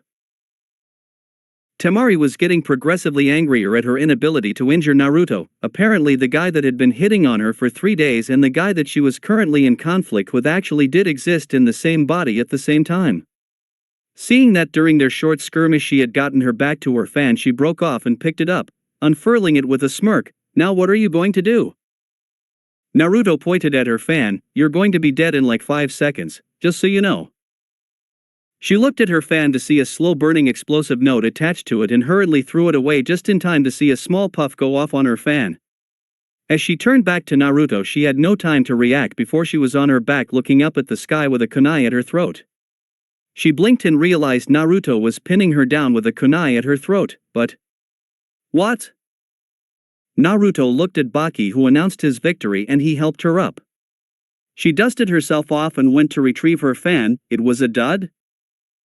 Naruto nodded. Well, yeah, did you really think I was going to blow you and your fan up just for a spar? He took her fan and dusted off the soot from his note before handing it back. Temari snatched it back heatedly and placed it on her back. You completely destroyed me. I never had a chance. She clenched her fists. I'm weaker than I thought I was. Naruto shook his head as they met back up with the others. It's not that you're weak, it's that I'm not a genin. Hell, I shouldn't even be a chunin. You're chunin level from what I saw during the exams, but I'm a hard guy to fight. Kankuro patted Temari on the shoulder. I told you it wouldn't have been a good idea to fight him. Why do you think I didn't? Temari glared at him. Because you're a lazy bastard, maybe? Kankuro frowned. No. This guy beat Gaara. We didn't have a chance against him, not yet anyway. I want to try, but I know that I'll lose if I do, so there's no need. Naruto scratched his head and tried to walk away. This is why I didn't want to spar. No matter how I handled it, I was going to hurt your feelings, and I didn't want to do that. He turned back momentarily. I like hanging out with you guys. The idea of me doing nothing but spending time with jounin and other adults just because I can fight doesn't really work for me, so I don't want to squash everyone in my age group and make them feel inferior, but it's the only way I know how to train or fight. Full blast. He gestured to the training ground. Even when I hold back it ends up like that. Turning back towards town, he waved back. I'll get my stuff out tonight and get a room somewhere. My business here should be done within the week. He shined away, leaving Team Baki out on the training grounds in his wake. Roughly 30 minutes later, Naruto shut the door to the mansion to leave just in time for Temari to grab him and drag him back inside by the back of his shirt. Kankuro and Baki sweat dropped at her display and went about their business. Temari dragged Naruto up the stairs and back into his guest room before finally dropping him. Naruto stood up and shook himself off. Any particular reason you just dragged me through your house like I was your battle fan? Temari crossed her arms and sat on his bed. You're not leaving like that. Not because of a simple spar. A quirked eyebrow from Naruto let her know his mindset on it. You were just pissed off at me about the fight and you still want me here? Temari rolled her eyes. Duh, Naruto. I was mad, yes, but I had just lost decisively. What? Was I supposed to be happy that you kicked my ass? That's not a reason to want to kick you out. That would be petty, especially since I was the one that made you fight. Her eyes narrowed, however, but you did humiliate me out there and you owe me for that. Naruto gripped his hair. Humiliated you? Who else saw it but your team and me? Her eyes softened after that as she looked at him with a smile. You owe me, and you're taking me out tonight. She stood and walked over to him, looking him in the eyes. Nothing big, just to get something to eat, but you will be paying. She walked out of his room but reappeared at the doorway. But it's not a date. With that she left him alone in the room. Naruto chuckled to himself. Now that's my kind of girl. I kick her ass and then she wants to date me because of it. That night Naruto had asked her where she wanted to go and she ended up choosing a simple diner, nothing expensive or anything, it was kinder spur of the moment. The meal was spent with the two of them continuing to talk about their ninja lives. Temari had a good time learning about the strange blonde and he simply had a blast enjoying the company of a girl that seemingly wanted to spend some time with him. Temari folded her hands and set her chin on them. I watched the last couple of fights that you had. For some reason you really had it out for the Uchiha boy. What was that all about, by the way?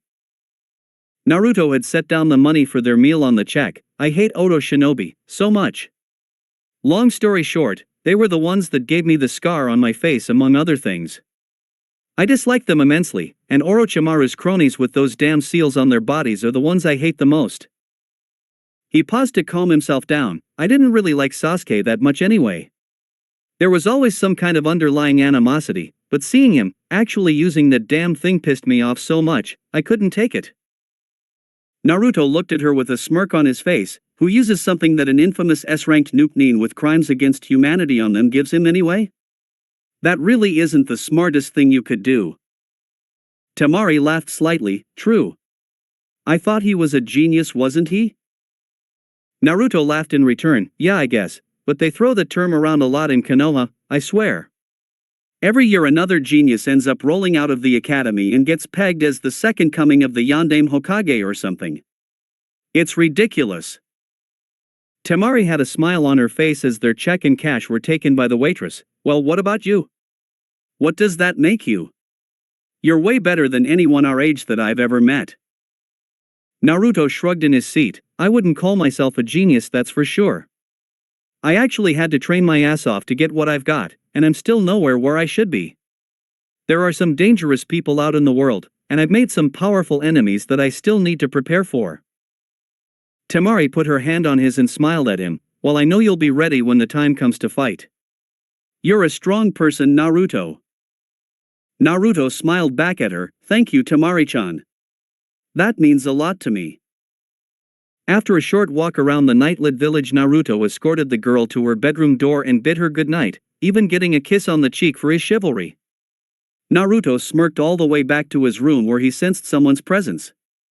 Flipping his lights on, he saw the youngest member of the household standing in the corner of the room waiting, Uzumaki. Naruto got over his surprise and returned the greeting. Hello, Gaara. What are you doing in here? What's up? Gaara stayed in his place as his eyes stuck on Naruto. How was your evening with my sister? Naruto felt the sweat roll down his back at the intent of Gaara's tone.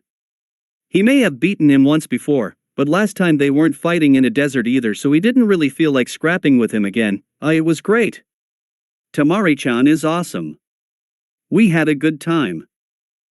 Gaara nodded and made his way out of the room. Very good.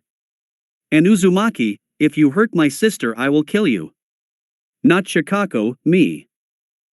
Naruto blinked as Gaara's presence left before a door down the hall shut. did Gaara just pull the protective brother card on me?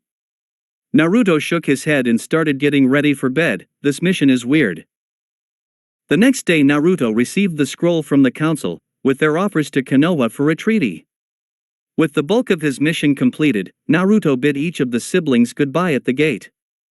He shook Gaara's hand, bumped fists with Kankuro, and got a hug and a kiss from Temari. That last one spurred him to a blush as he sputtered out a goodbye and turned to return to Konoha through the desert. Temari smirked at his reaction while Kankuro laughed heartily at the super strong kid getting so flustered. Naruto took off through the dunes to return to Konoha for his next assignment. Little did he know how important this next one would be to him personally. Naruto had cut a hellacious pace through the desert and was out of Kaze no Kuni in one day. The trip through the forests of Hai no Kuni were much easier for him, thus his pace picked up and he stopped for the night only a few hours away from Konohagakure. The next morning he barreled into the village, dodging civilians, and took to the rooftops to arrive at the Hokage Tower swiftly so he could rest or get another mission before it got to be the afternoon. As he got close to the door he saw Shizun running all about the tower with a frantic look on her face. Raising an eyebrow at her behavior he tried to get her attention. Shizun-chan. You're moving kind of fast this morning, aren't you? He noticed that she looked somewhat fatigued. Is there something wrong? You look like you barely slept if you even did at all last night. Shizun stopped and looked at him, eyes widening when she saw it was him, Naruto-kun. Thank goodness you're here. You got done fast. Whatever, Tsunade-sama needs you now. Shizun grabbed and shoved Naruto into her office and shut the door before he could even speak. He rubbed his arm. Damn Shizun-chan. Grip.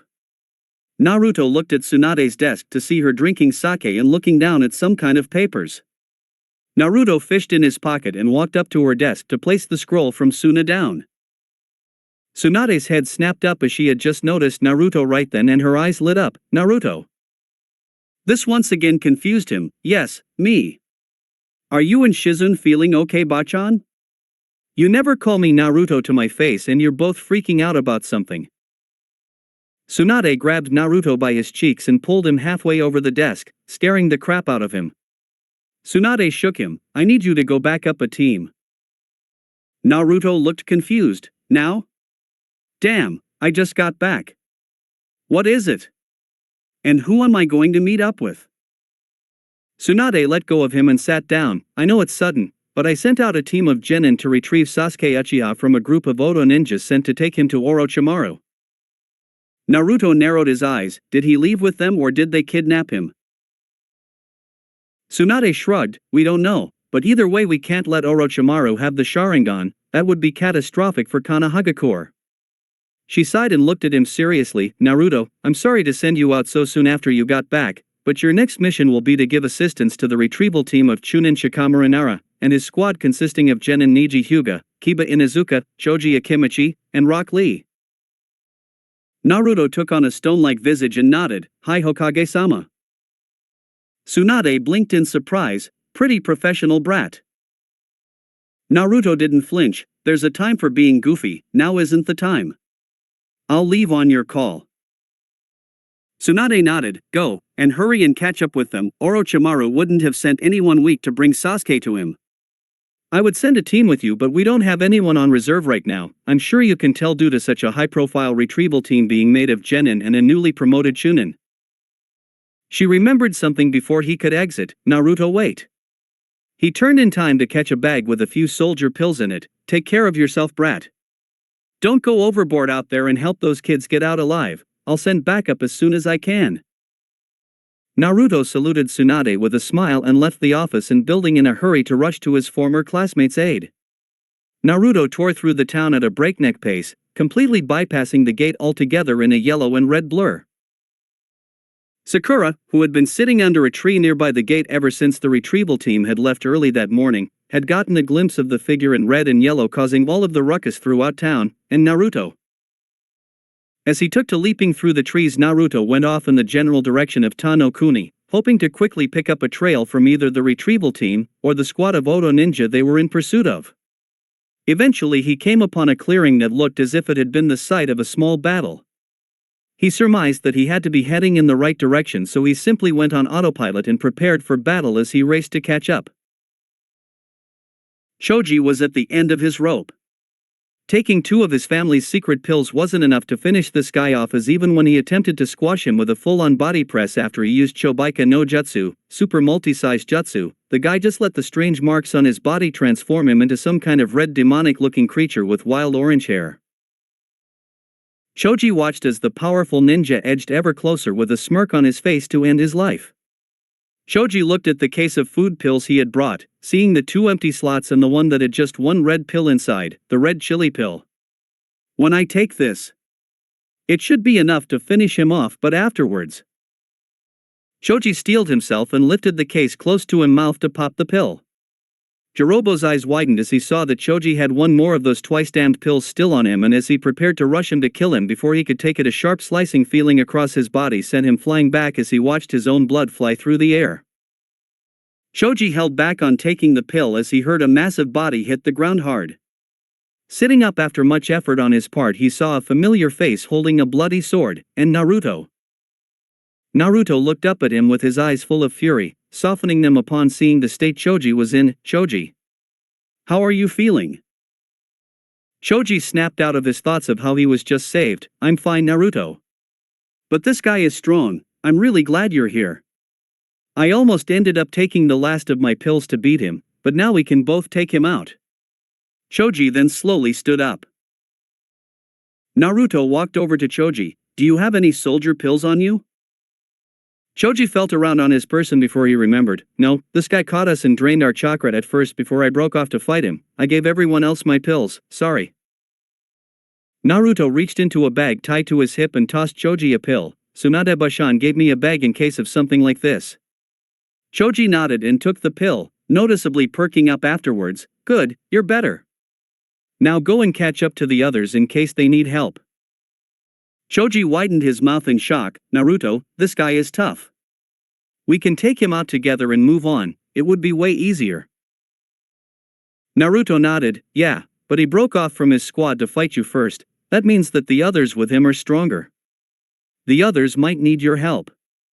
I'll finish up here and catch up to the rest of you. I'm your backup after all. Now go, trust me. Naruto had a reassuring smile on his face. Shoji looked apprehensive for a moment before turning to head off in the direction of Shikamaru's squad. Naruto turned back to Jirobo, smile utterly vanishing from his face as he was hit with a wave of deja vu. Jirobo angrily stood up and wiped the blood dripping from the wound on his chest, glaring murder at Naruto. You pathetic trash.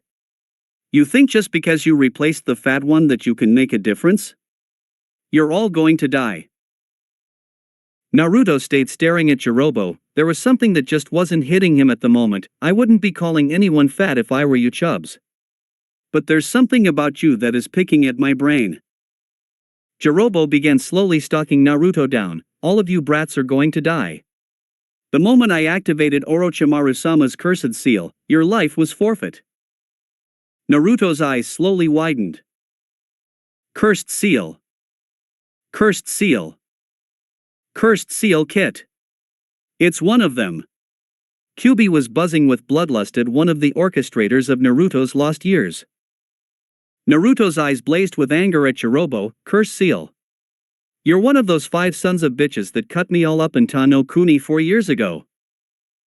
Jirobo looked at Naruto as if trying to remember a blonde kid with a scar on his face until finally realization hit. Jirobo laughed raucously as his memory was piqued. You're almost as much of a pipsqueak now as you were back then. Jirobo mocked Naruto's scar. That didn't heal too well, did it? He laughed loudly at his own little joke. I only saw you without your mask after it was mostly cut through, but that shock bright blonde hair and your short little ass brought the memory right back to me. Naruto smiled grimly. I'm glad you find it so funny. I'm glad your last thought can be one that you find pleasant, because I'm going to fuck you up right now. Jirobo broke out in laughter. And how are you going to do that? You do remember what happened last time, don't you? There are quite a few differences between this time and last time. Naruto held up one finger. Last time you all had the drop on me and I was under mass pursuit. He held up a second finger, and last time it was 5-on-1. Naruto vanished from sight and slashes began appearing all over Jirobo's body, sending blood all over the place. Jirobo tried to make use of his massive strength to make contact with Naruto to put him away with one clean shot, but in this case it was more like a person trying to focus on the squiggly line of light at the corner of their field of vision, as Naruto was far too fast to be caught by one of the lumbering heavyweight strikes. After getting kicked in the ribs and feeling what was left of his wind leave his body, Jirobo was huffing and puffing hard. This guy. Orochimaru-sama said, with this seal I would be unbeatable against ninja like this leaf trash. Naruto had a mental smirk going as he drew closer to Jirobo. I'm glad Choji softened this guy up so well. At this rate I won't even need to use any jutsu to win. How embarrassing. Oh well, payback is a motherfucker. Jirobo had a fire relit under him as Naruto strode closer and put everything he had in one punch, that Naruto ended up cutting straight through with his wind-enhanced sword right up to the elbow, splitting the arm like a peeled banana. Jirobo howled in agony as Naruto continued to dice him up, cutting both of his Achilles tendons, sending the large boy to the ground in a bloody mess. Jirobo willed his one good limb to move before Naruto drove a sword through it, pinning it to the ground as he stomped on his chest hard, sending Jirobo sitting up somewhat, but this was just so Naruto could plant a nasty punt right under his chin that should have decapitated him or disconnected his neck from his spine had he not been cursed seal-enhanced.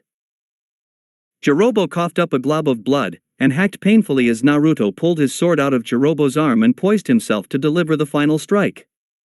Naruto stood over him and looked down with cold eyes. Any last words before I send you to get boned by the devil in hell? Jirobo had a cocky look on his face, even through all of the blood and dirt covering him. He spit blood out to the side and looked up at Naruto. Yeah. You may have beaten me. But everyone else on my team is stronger than me, and they all have this curse mark just like me. Naruto stayed his hand for a moment as a strange gleam came into his eye. Your team wouldn't happen to have a pale kid with faggy lipstick, a redhead that curses every other word, and a guy with like 4 extra arms, would it? Jirobo was confused by his sudden change in tone. Yeah. It's the same team that expelled you from Otogakure 4 years ago. Asterisk skelch. Ching, asterisk. Whoosh. Cue simple, upbeat piano jaunt. Oh no. Oh no. Oh no. Yo, yo, yo. Naruto rushed rapidly through the trees to catch up with the retrieval team post-haste. As he leapt through the branches, a devilish smirk played on his lips and a manic gleam lay in his eyes as his fingers twitched excitedly to catch up with them again. Oh no, you didn't. Suka tried to play me, but you never paid me, never. Oh no, you didn't. Payback is a coming, you will be running forever. Naruto's thoughts drifted to how the base of Orochimaru was in an uproar after Jiraiya's exit and how he was eventually discovered before he could make his own escape. Oh no, you didn't.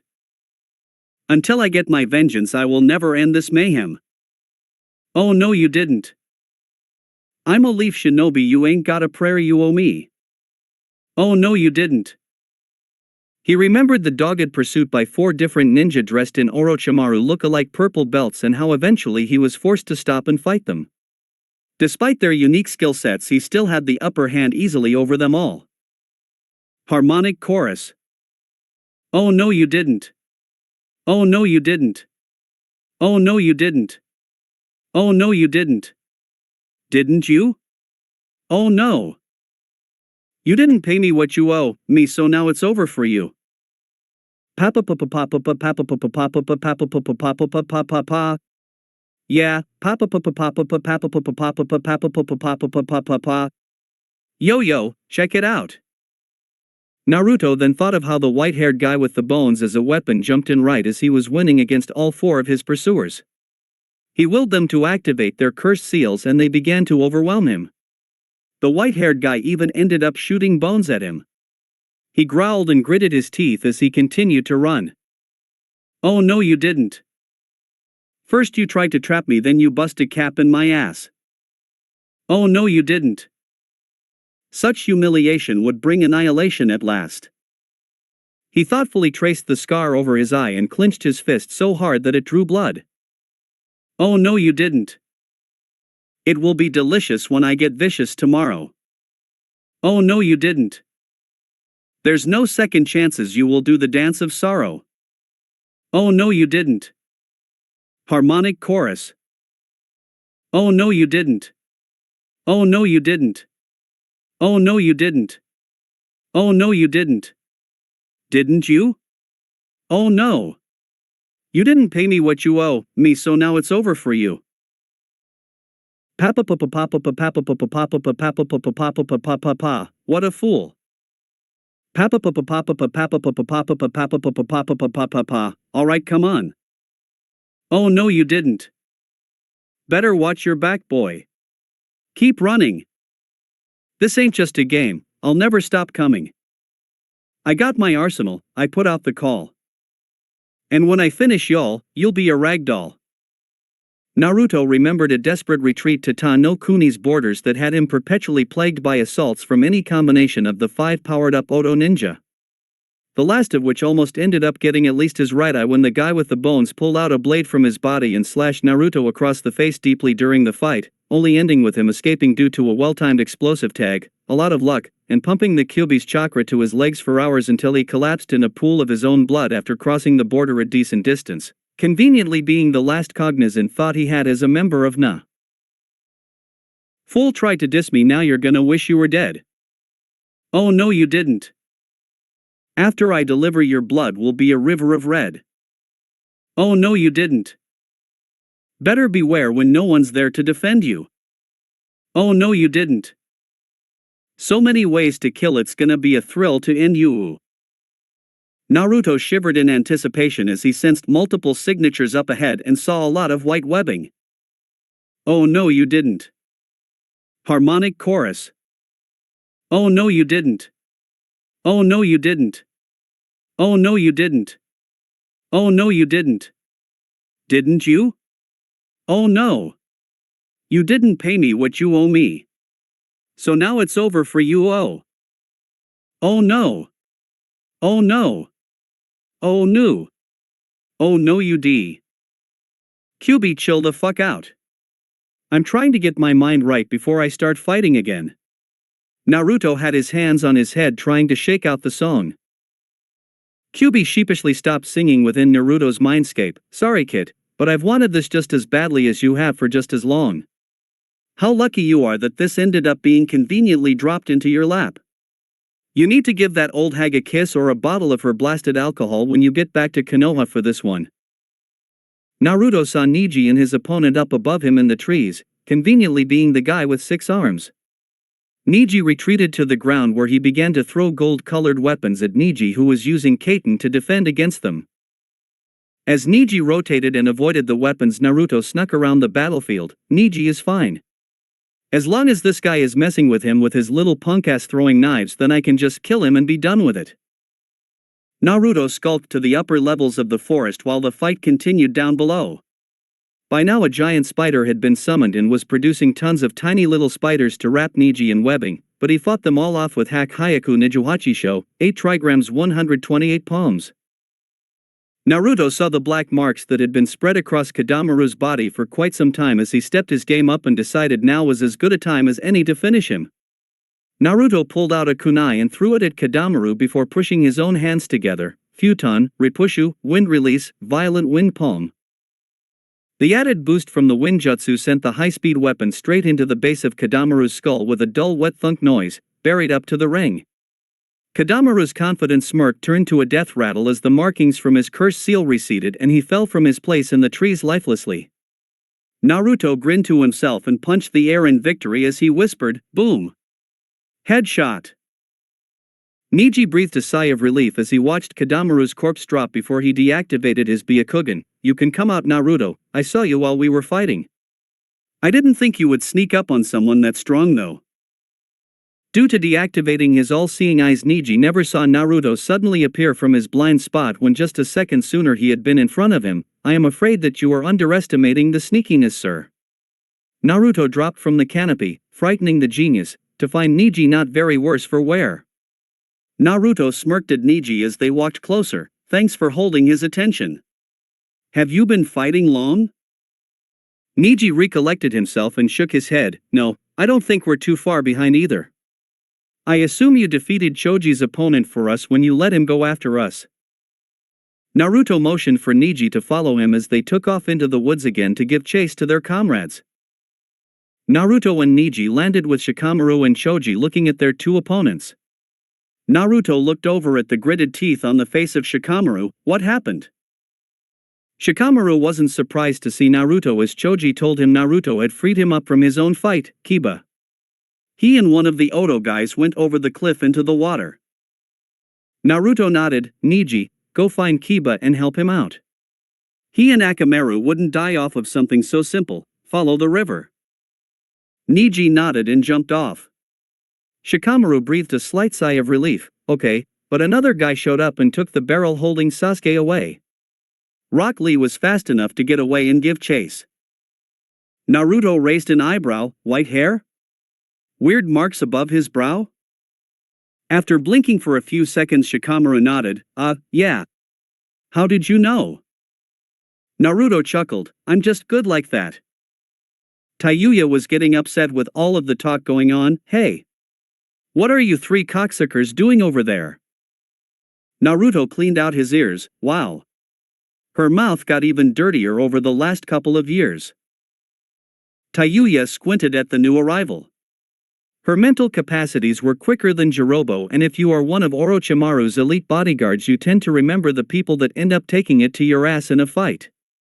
She raised her finger and pointed at him with a look of fury on her face. You fucking spying son of a bitch. Why the fuck are you here? Naruto grinned at her darkly. Aside from trying to get my payback on you fuckers, I'm backing these guys up. Unlucky you. You backed the wrong horse when it came to Orochimaru. Now I think I'd pay you back for the shit all of you fucks tried on me back in the day, but your bony friend is my real issue. Tayuya shook in fright before stealing her resolve. None of you Konoha shitstains are getting past me. Tayuya began playing her flute. Naruto noticed Choji and Shikamaru beginning to fall under it and he rushed her quickly.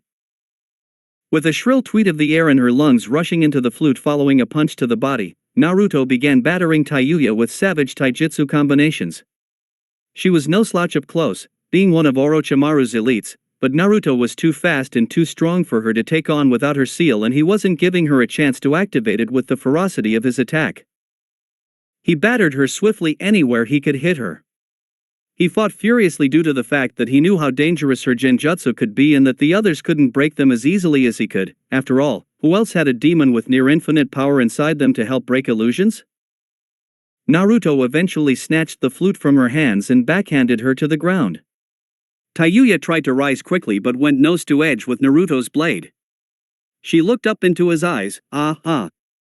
If I even feel your chakra start to spike to use that fucking seal, I'm gonna start cutting stuff off. Chill out. Tayuya glared up at him. Does this make you feel like a man, you dickless blonde-haired fuck? Do you like what you're doing to us? A slightly chilling glance from Naruto made her subconsciously shiver. Well, considering the events that preceded it, I would think that sweet vengeance would be necessary. Luckily for you, I need something from your team and you're lucky enough to be the one chosen for it. Naruto grinned mischievously at her. Prisoner say swat? Tayuya looked confused. Naruto slapped her hard across the back of her head with the blunt side of his sword and pulled out some ninja wire.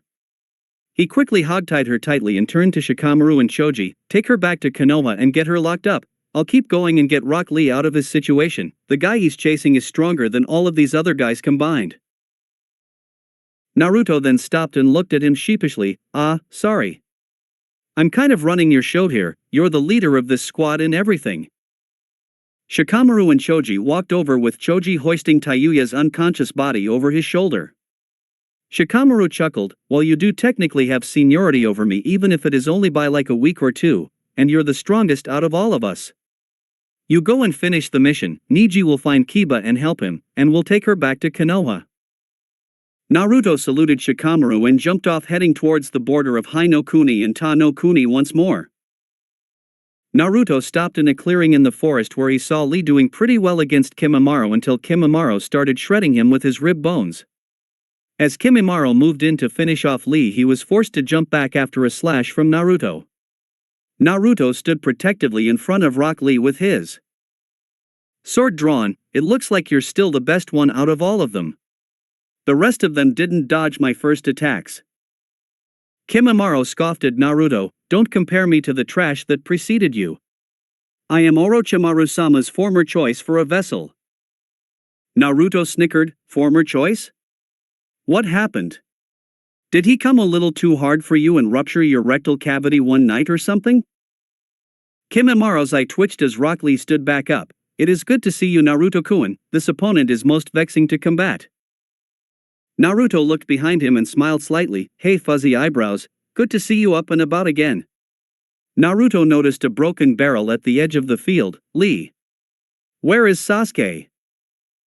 Lee frowned at Naruto's last sentence. That is what I find truly strange, Naruto-kun. Sasuke-kun emerged from the barrel not too long ago and then started laughing most unyouthfully. When I thought he would turn back to Konoha, he just kept going out towards the border. That's just great, Naruto. Oh well, even if Sasuke pulls that stupid seal out, Rock Lee can beat him, I'm sure of it. Naruto palmed his forehead and slid his hand down his face. Fuck. Rock Lee, go get Sasuke. I'll fight this guy. He and I have a bone to pick with each other anyway, no pun intended. Go stop Sasuke by any means necessary, go. Su. Rock Lee saluted Naruto and took off into the forest. Naruto turned back to Kimimaro, who looked at Naruto in recollection. I remember you. You are the vermin from Konoha that was discovered trespassing in Orochimaru-sama's lair years ago. I will now rectify my mistake of not finishing you off as my last act for Orochimaru-sama before my life is over. Naruto looked at him thoughtfully. You're dying. And killing me is the last thing that you want to do before you go? So be it. I owe you for what you did to my face and my body 4 years ago. I killed 2 of the others, captured 1, and the other is probably being killed by the others as we speak. I still wish I could take a swing at that cross-dressing piece of crap.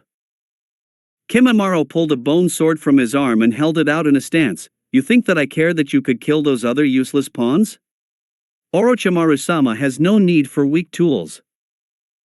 Naruto drew his own sword and had to get one last jibe in before the fight started. Well, then I guess he won't be missing you too much, because if losing to me makes you weak, then you're going to be considered a weak pawn soon enough.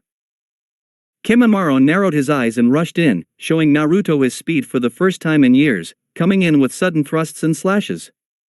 The two traded blade strikes, with Kimimaro's being faster and more precise in jabbing, and Naruto's being flowing, moving from swing to a block, dodge, or parry like water. Kimimaro simply slipped out of the way of Naruto's blade and came back with his own attacks. The two couldn't seem to cut the other in the fracas of their movements. Kimimaro gripped his sword tightly. He's still just as fluid with his sword as he was back then. He looked at his weapon of choice. I hope Tsubaki no Mai, Dance of the Camellia, is enough to defeat him. Naruto shifted his own sword around in his hands to loosen up. Quickly sheathing his sword, he forms a massive Kage Bunshin that then draw their swords. The original Naruto draws his own and points it at Kimimaro. I'm trying to shy away from the strategy of just swarming my enemies with Kage Bunshin, but for you, I'll go with the old strategy. In my mind, there is no such thing as overkill. Naruto signals his copies forward to engage Kimimaro at once. He valiantly fended off Naruto's multiple clones, dispelling a few, but mostly when it came to this jutsu Naruto knew they were disposable, so a few clones were nothing. He could just keep on spamming them indefinitely. Eventually Naruto's Kage Bunshin ended up disarming Kimimaro and they quickly swarmed him before popping sounds rang out in rapid succession. As the clones backed away, Naruto saw that Kimimaro had exposed sharp points from his palms, shoulders, knees, and elbows. Naruto signaled his Kage Bunshin to try and attack again, but with this new tactic from Kimimaro, Naruto was sending them into a buzzsaw. Kimimaro drifted through them all. Every movement around the bodies he made seemed to cut into them, even when it looked like he wasn't trying. Simply running while using this technique seemed treacherous to his foes. Naruto noticed the last of the Bunshin getting dispelled and he readied his own body for combat. Kimimaro came in spinning wildly with his sharp spines. Naruto had to dodge for his life to avoid a deadly whirling dervish from Kimimaro. Naruto kicked him in his body, which was wide open during his assault, and began attempting to slash at Kimimaro in response to his most recent dance. Kimimaro kept out of Naruto's reach, showing that he was the better man in close-range combat. Naruto knew from the last time that they fought that even though Kimimaro had an absurd amount of support, he far outclassed Naruto with hand-to-hand combat. This was sort of a problem for Naruto. He was a close to mid-range specialist, and that just wouldn't do against Kimimaro, who wouldn't be easy to beat in close. Naruto stormed back in, as did Kimimaro. Kimimaro attempted a vicious sweep, the knee bone sticking out to try and cut Naruto off at his kneecaps. Naruto brought his blade down to block and ended up having to jump back and avoid the other spikes sticking from his enemy's body. Kimimaro kept spinning low as he moved closer to Naruto at a ridiculous speed for being so close to the ground. Naruto eventually timed his spins and hit Kimimaro in his exposed head with a sick low dropkick that snapped Kimimaro's head back hard, sending him sprawling out on the dirt and grass. Naruto took advantage of his situation and kipped up to his feet from his back to an absurdly high height thanks to the use of chakra to enhance his already considerable strength to finish Kimimaro with a vicious double stomp to his prone frame from above. Naruto's feet were caught just inches from contact of crushing Kimimaro's ribcage by his ribcage. Naruto found one of his feet stuck in the extended ribcage of the bone-wielding shinobi. Naruto tried to pull his leg free and ended up making eye contact with him. Kimimaro looked up at him blankly, Karamatsu no Mai, Dance of the Larch. Kimimaro latched onto Naruto's leg with his arms as well and rolled over sharply. Naruto gritted his teeth as a pop sound, signifying an injury to his ankle, rang out in both his and Kimimaro's ears. Naruto rolled away after freeing his limp ankle, and Kimimaro followed him rolling also, only with even more sharp spines protruding from his body like a human combine harvester, ripping up ground with every inch that he rolled. Naruto couldn't stand up with his ankle utterly dislocated, and Kimimaro was dead set on rolling him over. Naruto, in a last-ditch effort to create some space, brandished his sword and stabbed it into the ground between himself and Kimimaro, who managed to get his bones tangled into the blades. Naruto used this time to roll away quickly and realign his ankle into place with a quick snap, letting out a silent yell as he allowed the bone to reset with not a sound as Kyuubi's regenerative properties worked their miracle powers on quickly making his leg usable. Naruto stood just as Kimimaro freed his spikes from Naruto's sword by retracting them. Naruto pointed at Kimimaro heatedly, "You are a bastard, you know that? With your bones, and your stupid bone defense crap." Even though he sounded angry, Naruto's face showed no anger, only focus and determination on the task at hand, which impressed Orochimaru's loyal soldier. Lifting his hands up at Naruto, he fired bones from his fingertips. Naruto had dropped his sword to make a hasty escape earlier, so he pulled shuriken and a kunai from his pouch. He deflected a few bones with the shuriken and used the kunai in his hand to bat away the rest in a risky move. Naruto rushed at Kimimaro, kunai in his grip, to attack. Kimimaro was once again shocked by the vicious nature of Naruto's attack. Naruto swiped at Kimimaro furiously, routinely switching hands and rolling the weapon in his fingers to attack from awkward angles. Naruto brought up a random axe kick that collided down on Kimimaro's shoulder. Naruto then drew another kunai and placed it between his toes, securing it double tightly under his sandal strap as he now began using his hands and feet to slash at the last of the Kagaya clan. The Oto elite was hard-pressed to defend against such an unorthodox attack, and just when Kimimaro thought he had seen the full extent of Naruto's skill, he pulled out a third kunai and tossed it high into the air. While he was distracted, Naruto ended up getting a few rapid cuts on his person, on his face and his chest. Due to his bone density, they were pretty shallow, but this meant that Kimimaro was slowly losing ground in the fight.